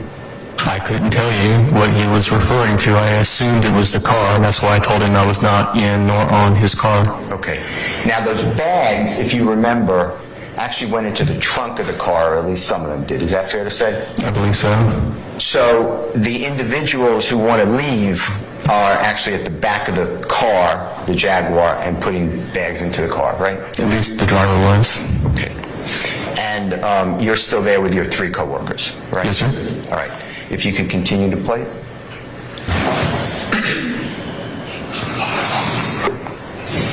Now you see a group of people on the walkway coming over, looking over towards you and your co-workers at the white Jaguar? Yes, sir.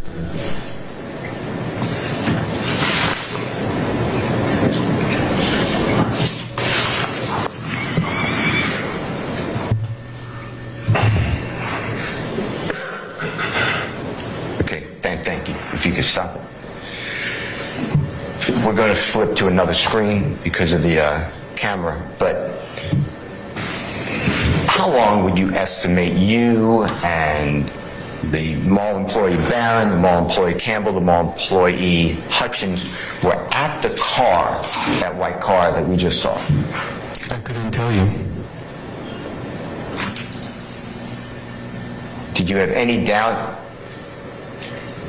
Well, when was the tag gotten? When they got to the car, we learned which car they were at. I believe it was Officer Barron went to the back of the car to get the license plate. That doesn't take very long, does it? No. But you and your coworkers, 3 coworkers, decided to stay at the car. We have to make sure the people that we are telling to leave and that we're issuing criminal trespasses to actually do depart the property. Okay. Now, this flipped the cameras. What's on the screen at 188p, right? I'm sorry, could you repeat that? Yeah, this is a new camera angle. This is a new camera angle? From the one we just watched? Yes. Okay, and for the jury, can you just circle, and you could erase it in a moment, but just circle the white Jaguar. Okay. Now, you see that post to the right of the Jaguar? You see that post, and then if you go back, there's a second post, and then go back on the picture, there's a third post. You see what I'm talking about? Yes. Can you just identify them, just for the jurors, that they don't think the door's open on the car or anything? Okay. And that's just for the ease of the valet? It's for guiding the cars, yes, sir. Okay. If we could continue to play this for a minute, because this is before you or the 2 gentlemen on the hoverboard or the gentleman walking ever get to the car, correct? That is correct. All right, so if you don't mind playing it. Does this car that's stopped here, does that have anything to do with you or your coworkers? It's one of the security vehicles. Okay.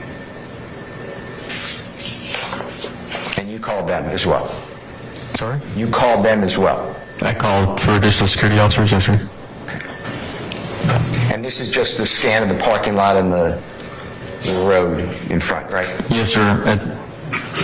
I don't know, the camera may have not been functional for us to take control over. We've had problems with different cameras, but this is an auto tour, so maybe it's just like an auto tour. It's okay.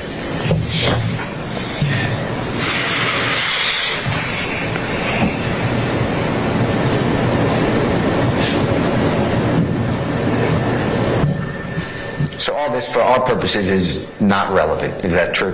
This part, no. Okay, but we'll get to the white car again, the Jaguar, in a moment. And when you do, if you could stop it. Thank you so much. Okay, white Jaguar, and do you see yourself and your coworkers right there near the Jaguar? On the sidewalk? If you can't, I can't tell. That's okay. From there. Let's continue. From this frame.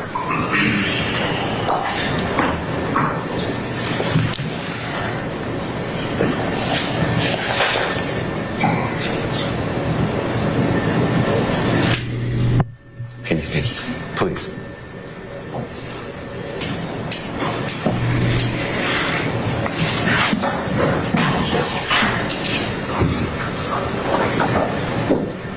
Okay, how about that, if you don't mind stopping? Is that better for you to? That is better. Okay, so just point out for the ladies and gentlemen jury, as many people as you can remember, and if you don't know who they are, that's fine, just say, you know, my coworker, or myself, or a person on the hoverboard, etc. Be myself. Can you do the... I'm working on it. Be myself. And one security officer and another security officer, and I believe, I don't know where the other security officer is. Okay. How about the trunk of the vehicle? Can you tell that the trunk on the Jaguar is now open? It appears to be. Okay. And can you see that you recognize anyone else at this point? And if not, we're going to keep playing the video. No. Okay. If you could play the video.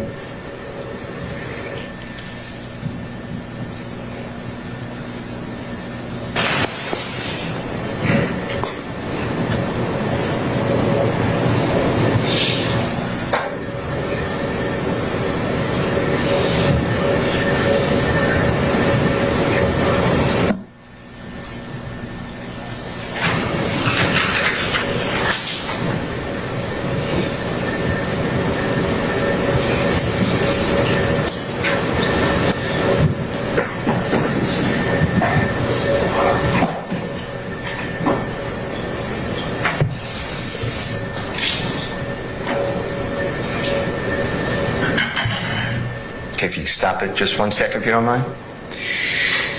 Now, can you tell if the door to the driver's side is open? If you can figure that out, if you don't mind help. And if you can't, just say, I don't know. I don't know. Okay. Do you see yourself in that video? And your shadow? You don't see yourself? I don't see myself. I can't differentiate myself in that frame you have there. How about the person above the passenger headlight and on the sidewalk with the shadow being cast? If you can't tell, it's fine. I can't tell. Okay. At the time of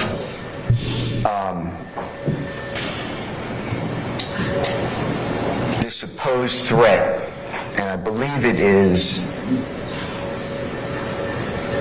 let me get the quote.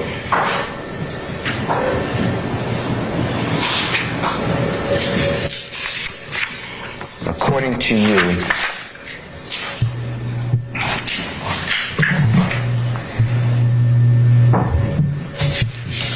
I believe that the threat is, I will come back here, I will come back up here and shoot you in the face. Remember that? Yes. Okay. And that threat, according to you, was made while you were standing by the passenger side rear area. Is that fair to say? Where you saw me standing earlier that we pointed out? Yeah. Can we go back to that area?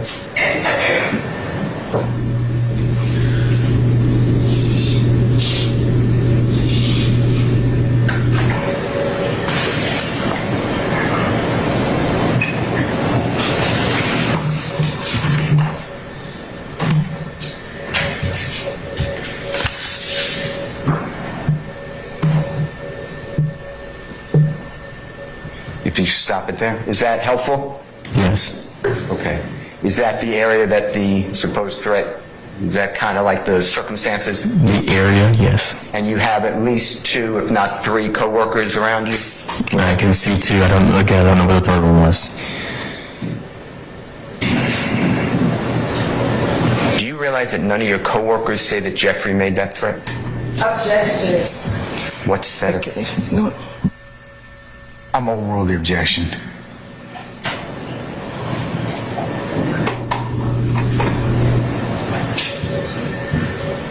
No, I spoke with Officer Lewis.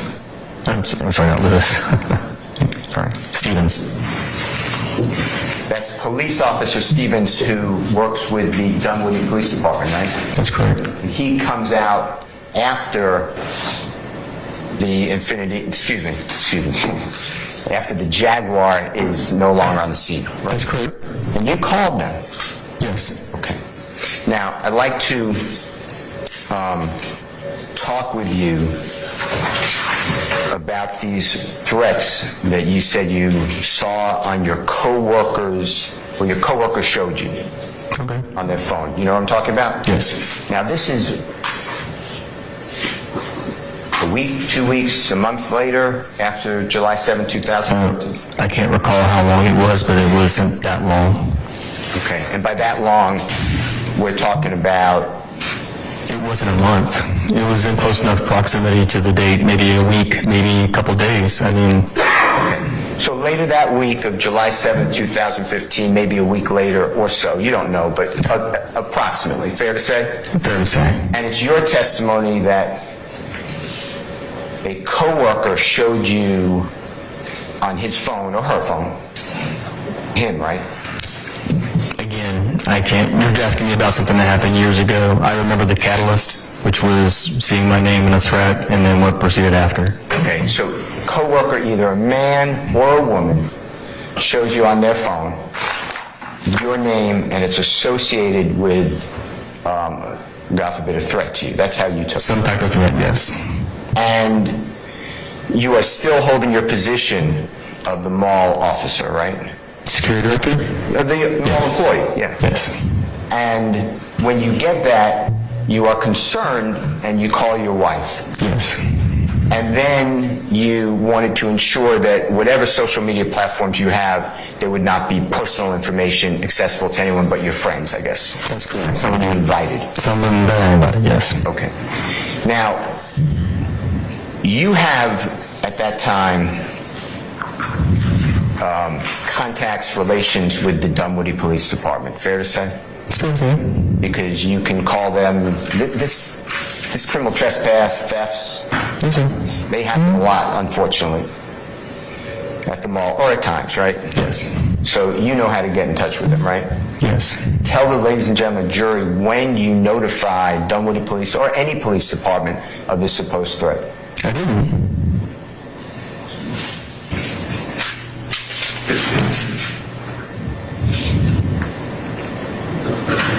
Okay.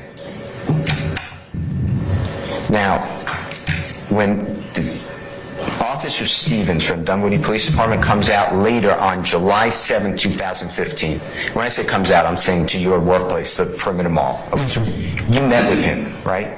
Yes, sir. And you cooperated with him. Yes, sir. And you gave him a statement about this information that you're giving the juries, right? Yes, sir. And you told him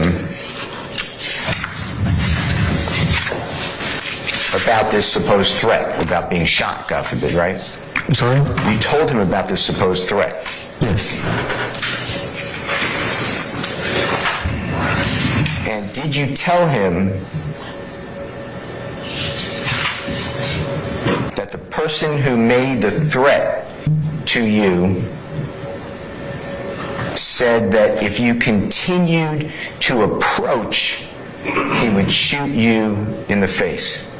I don't recall. I don't recall that part of it. That's fine. Do you remember telling Officer Stevens that you immediately backed up at that point and then allowed the vehicle to leave? Yes, I backed up. And allowed the vehicle to I don't remember that part. I remember backing up. Do you deny telling that to? I can't tell you whether I did or didn't. I don't recall it. Okay.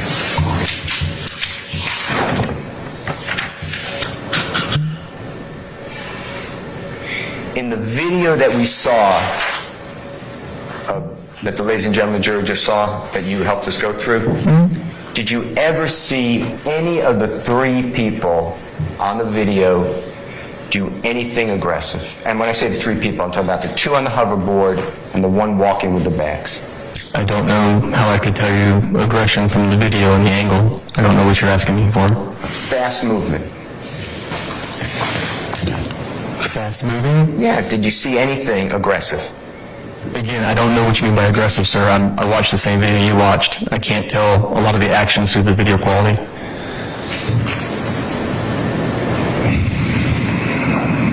Okay. Your Honor, may I have 1 second? You may, sir.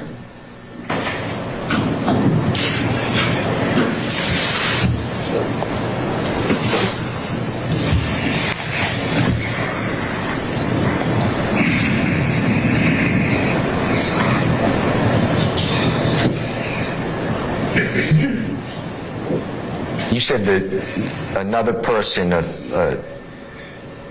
driver, you identified the person, said something not nice to you and that you have no authority. You remember that? You mean when they called me a peon? Yeah. I can't do anything? Yeah, I recall that. Did you feel... Well, okay. Your Honor, give me 1 second, please.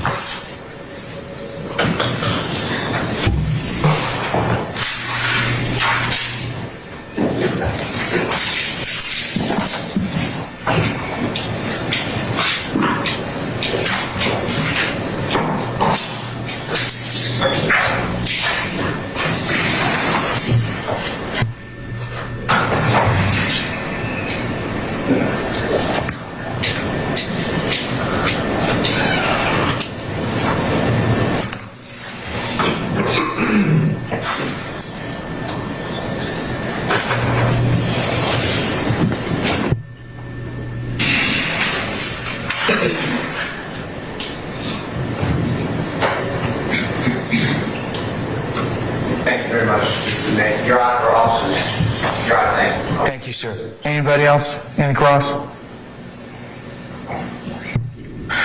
Any redirect from the state? Yes, Your Honor. Mr. Steele just asked you during his cross-examination, Luke said something to the effect that, did you know none of your officers told Mark Stevens about this threat? That's not actually what I asked. And it's leading us to sustain the objection. Do you recall him asking a question about your other coworkers? Yes. Are you aware if your other coworkers wrote statements regarding what happened? I'm not aware. Okay. When you were outside by the car, which one of your officers were near you? No, Hutchins was close to me. I could see him. How do you know Hutchins was near you? Because when I stepped back, he stepped forward. What preceded you stepping back and him stepping forward? I stepped back when the threat was received. And then what did Hutchins do when you stepped back? He stepped forward. Okay. It was after the threat was received? Yes. All right. Did it appear from your observation that he was reacting to the threat? Yes.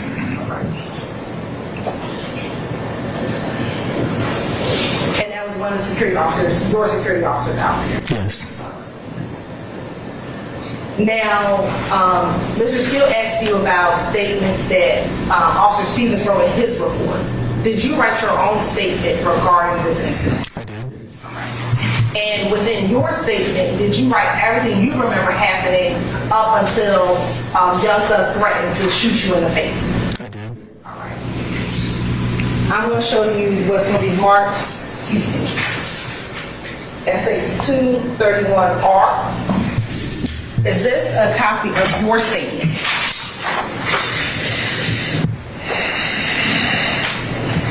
It appears so. Okay. And does it appear to be your full statement with your signature on the bottom? Yes, it does. And is that the statement that you wrote back on July 7, 2015? Yes. Your Honor, this is something like the Tender States Exhibit 231R into evidence. I don't know. I'm going to go through Foundation? Yeah, and also it's here. I'm going to sustain the objection on foundation. Take a moment and look at it. Does it appear to be the statement that you wrote? It doesn't appear to have any addition or deletion.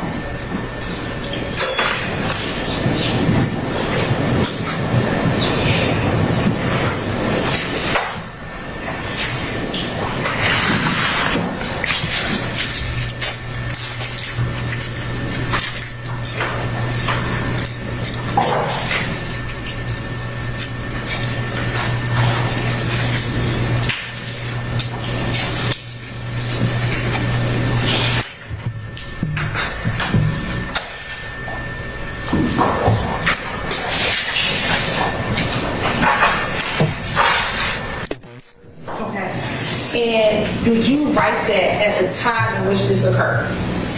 Yes. And within that statement, was that all of the information that you knew for you at the time that this event occurred? That's correct. And do you remember verbatim everything that you said in that report today? No. And again, did you write that statement at or near the time of the incident? Yes. And does it accurately reflect what happened? Yes. Objection bolstering. Your Honor. Hold on. Are you finished yet? Your Honor, I'm going to tell this is a past recollection report. You haven't laid all the foundation for it. I'm not going to admit it. And plus, it's bolstering at this point in time. Your Honor, based upon the process. Can you all come on up, please? Yes, please.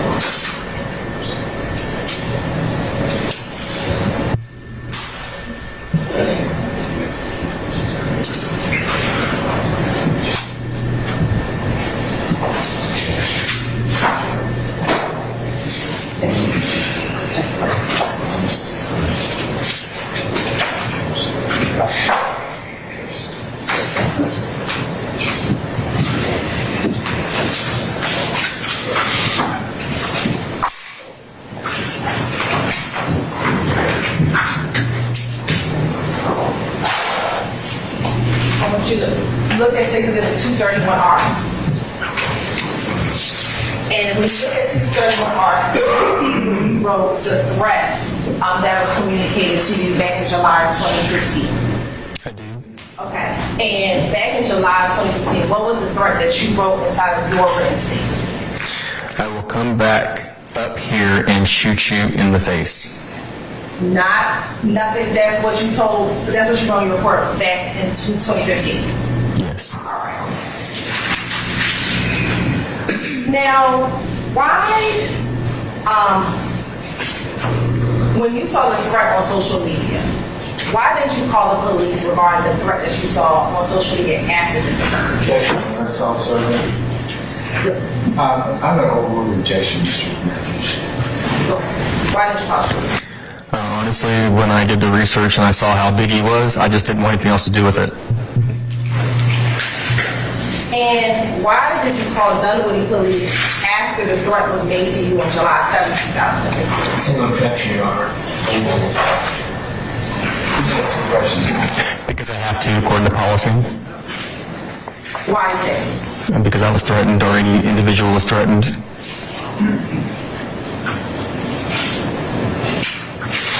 And when you received the threat, were you just trying to get them to leave the premises? Asked and answered.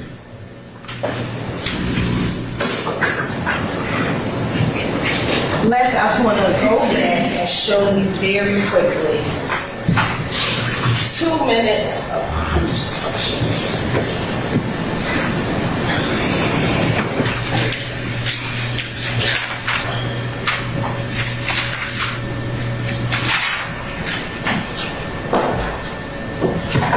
I'm going to show you about 2 minutes and then 16 seconds within that video. Which one? This is 188p. Thank you. Starting at what? At this is like 216. All right.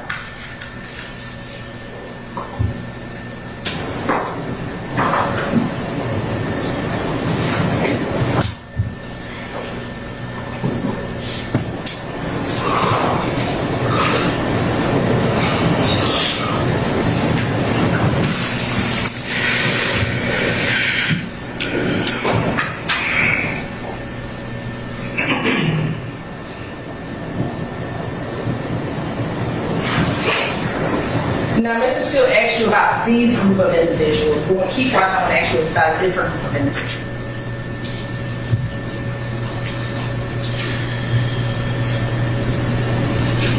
Now, this one, do you know what it is that they're staring at or why they stopped? I didn't know they had stopped. I didn't know they had stopped until I see the video here. My assumption, I can't assume. I stand objection. Does that group of individuals kind of walk towards where the valet is? Yes. Right.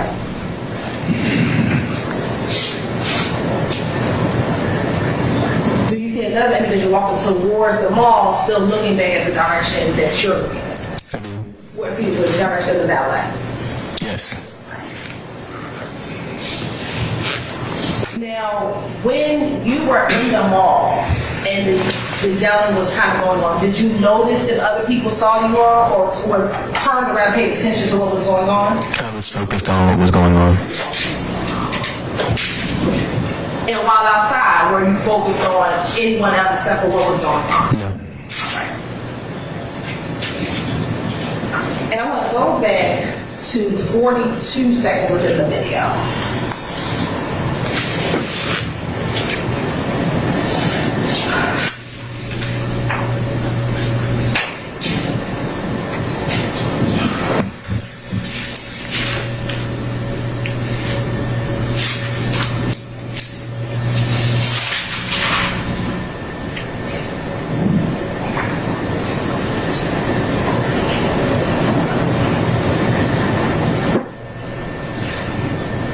Pause it right here. If you can back up just slightly.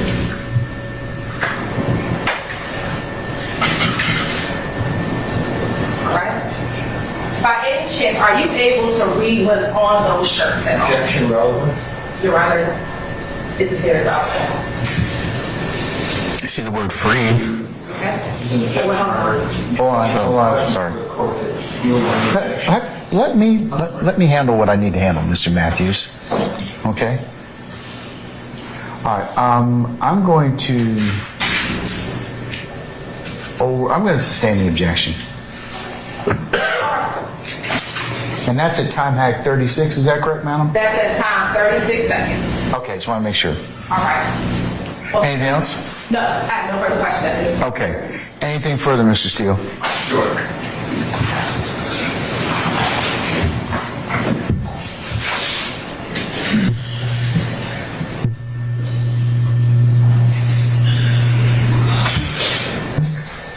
Do you remember that your written statement that the Honorable Prosecutor showed to you, I think it's in your hand, was the next day? I don't recall what it was after because the officer was still there taking the report. I didn't go to Dunwoody and bring this to them later. It was the next day being just July 8th, 2015. Do you remember that? No. Okay. I want to ask you about, and just go back to a week later, 3 days later, whatever, the supposed threat that the man or woman showed you on their phone? Yes, sir. You're not saying in any way that Jeffrey Williams had anything to do with that, are you? I'm not saying it was him, no. Okay. And then, did anyone come back to the mall? I don't remember encountering them again, no. I couldn't hear you. I don't remember encountering them again.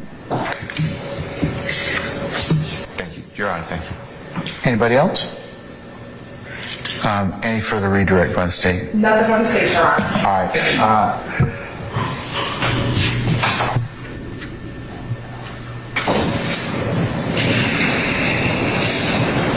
Counsels, at this time, may we excuse Officer May, permanently or temporarily? Permanently for the state, Your Honor. All right. Officer May, thank you for your patience with us. I'm going to go ahead and permanently excuse you as a witness. You're free to go about your usual duties and avocation. Just don't discuss your testimony with anybody except the attorneys in this case, okay? Thank you, Your Honor. Thank you, sir.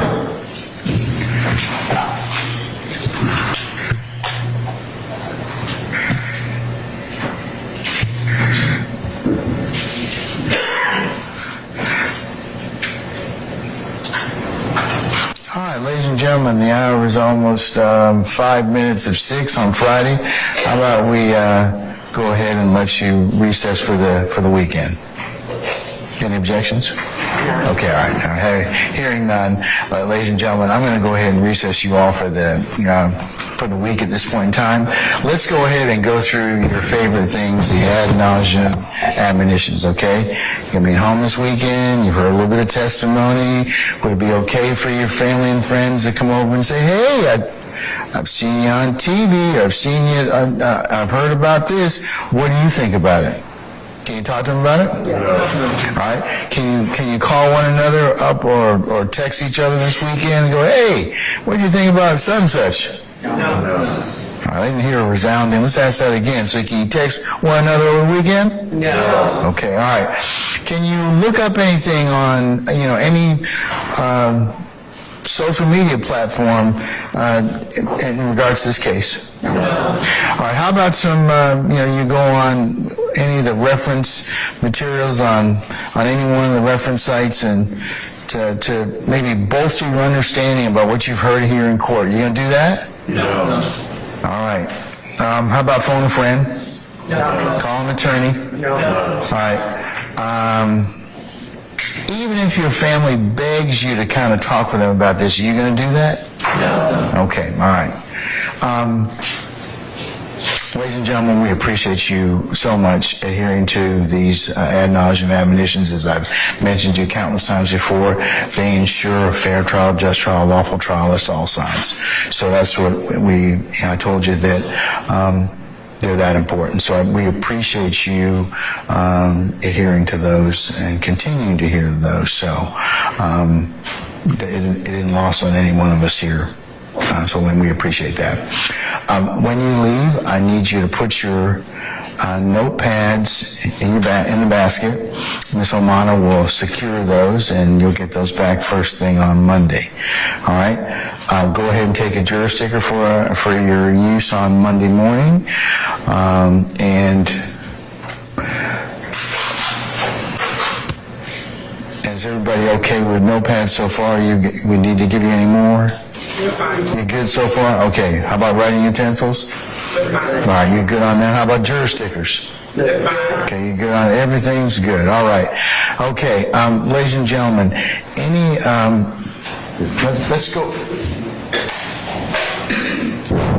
let's go ahead and talk a little bit about Monday, if you don't mind at this point in time. Monday is the 11th of December.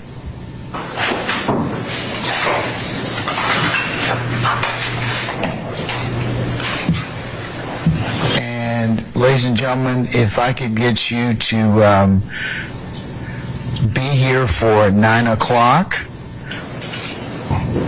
with an anticipated 9:30 start time, okay? So Monday morning, the 11th of December, this coming Monday, I'll need you all to be here for 9 o'clock. We'll start somewhere between 9 and 9:30 when all 17 of you are here, okay? Yes. All right. What ministerial questions, if any, do you have for me?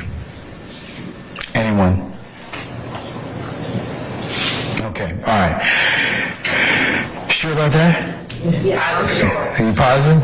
Yes. Okay, going once, going twice. All right. Till the next time, if you have any other questions. Ladies and gentlemen, thank you. As we conclude each time, thank you for your patience that you've been giving us to this point in time, and the patience you'll continue to give us upon consideration of this matter. So, unless you have any other questions for me, ladies and gentlemen, enjoy your weekend. It's probably going to be a little bit wet, but, still enjoy your time apart from us. And we'll see you on Monday morning. For what time? 9 o'clock. All right.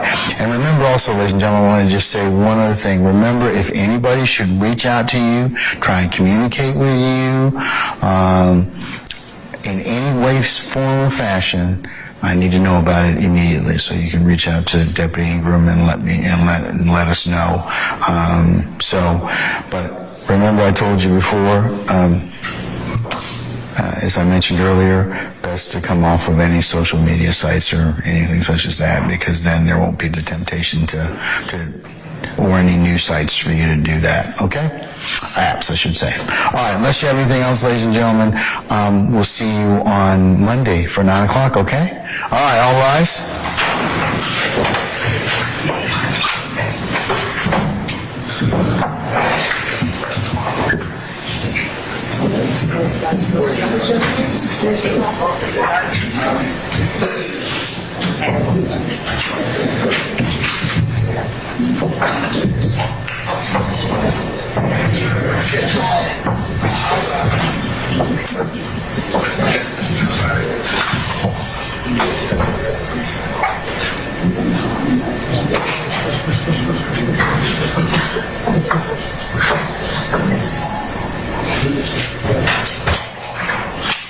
All right, ladies and gentlemen, please be seated. Our jury has left us.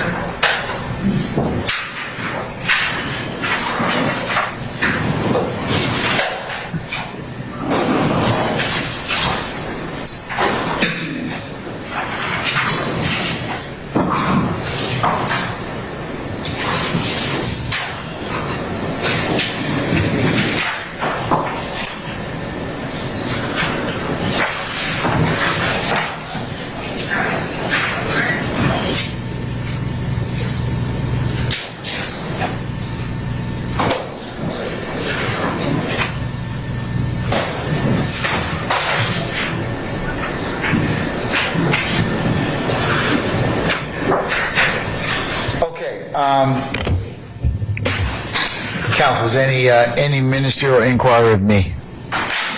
Yes, Mr. Steele. Yes, Your Honor. I'm going to make a lot of money.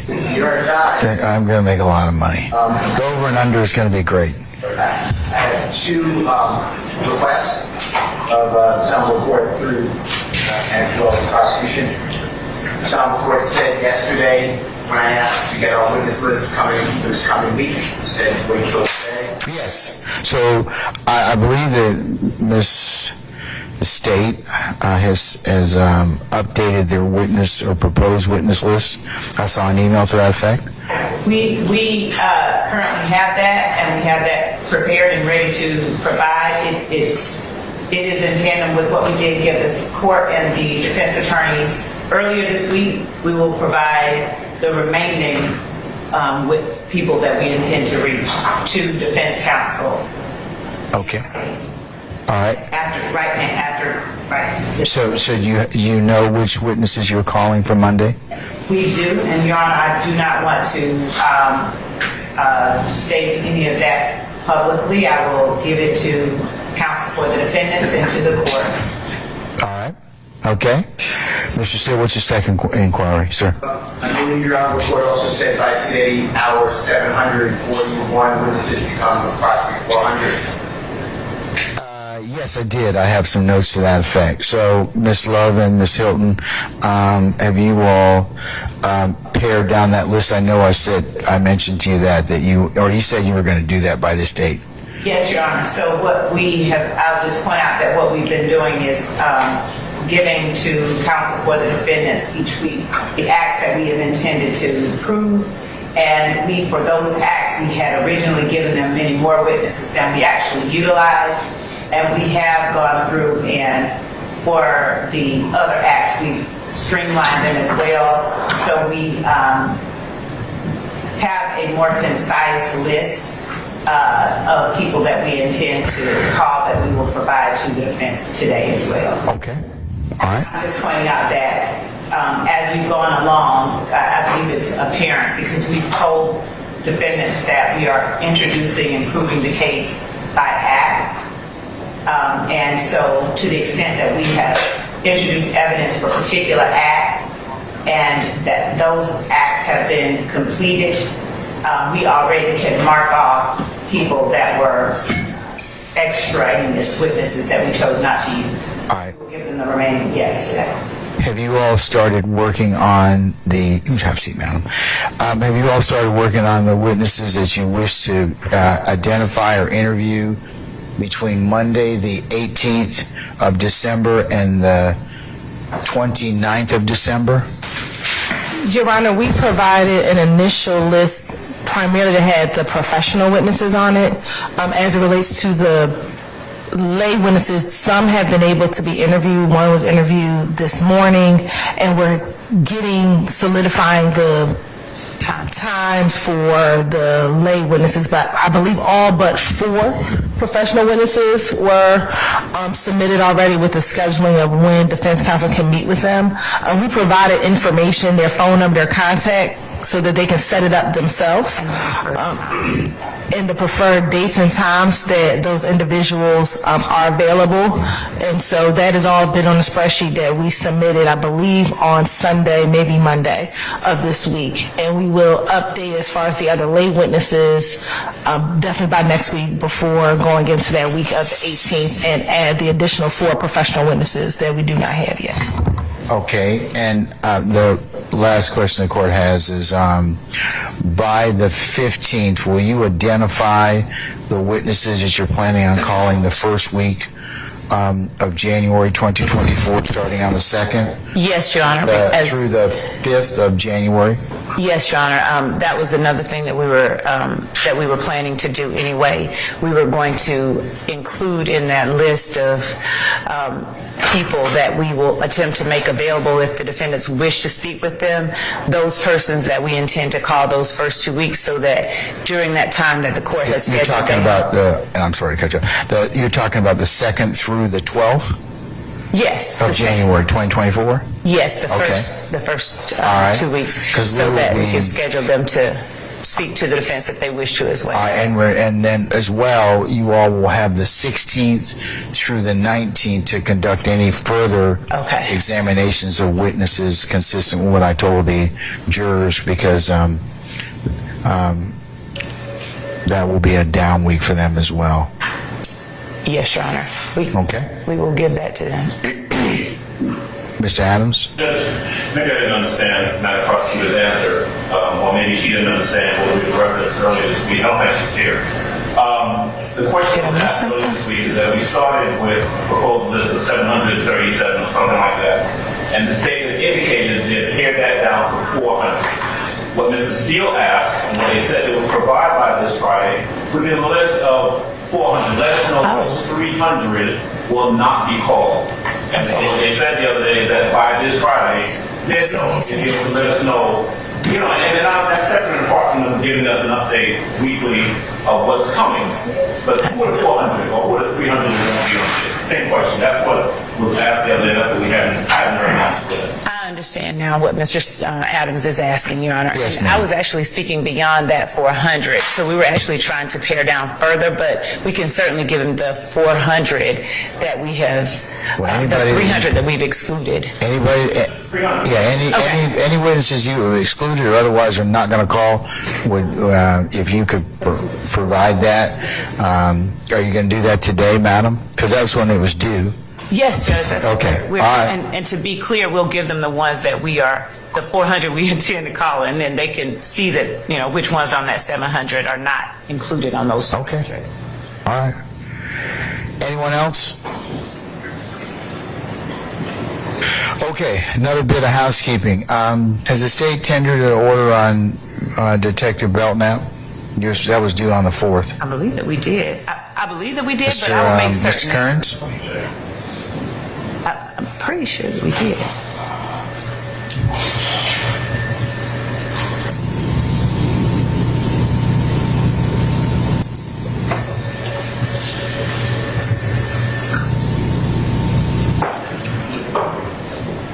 He said he did.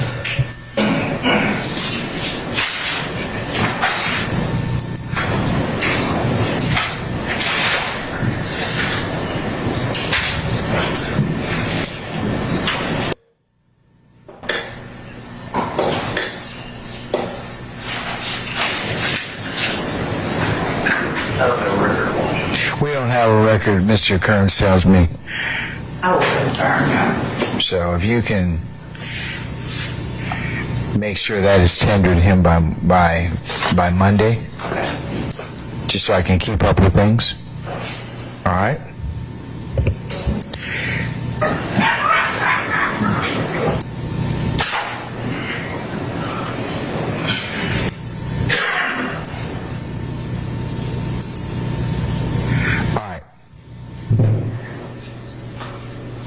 Anything else, councils, at this point in time? Okay, all right. Well, listen, if there's nothing else, before you leave, if you would please come up and give your listening devices to Mr. Kearns so we can get them charged, and they'll be ready for us on Monday morning. Need you all to be here before 9 o'clock so that we can promptly begin somewhere between 9 and 9:30, okay? All right, unless you have anything else, and we're in recess. Enjoy your weekend. Happy Hanukkah to all of those that celebrate. Okay. And defense hasn't come over to get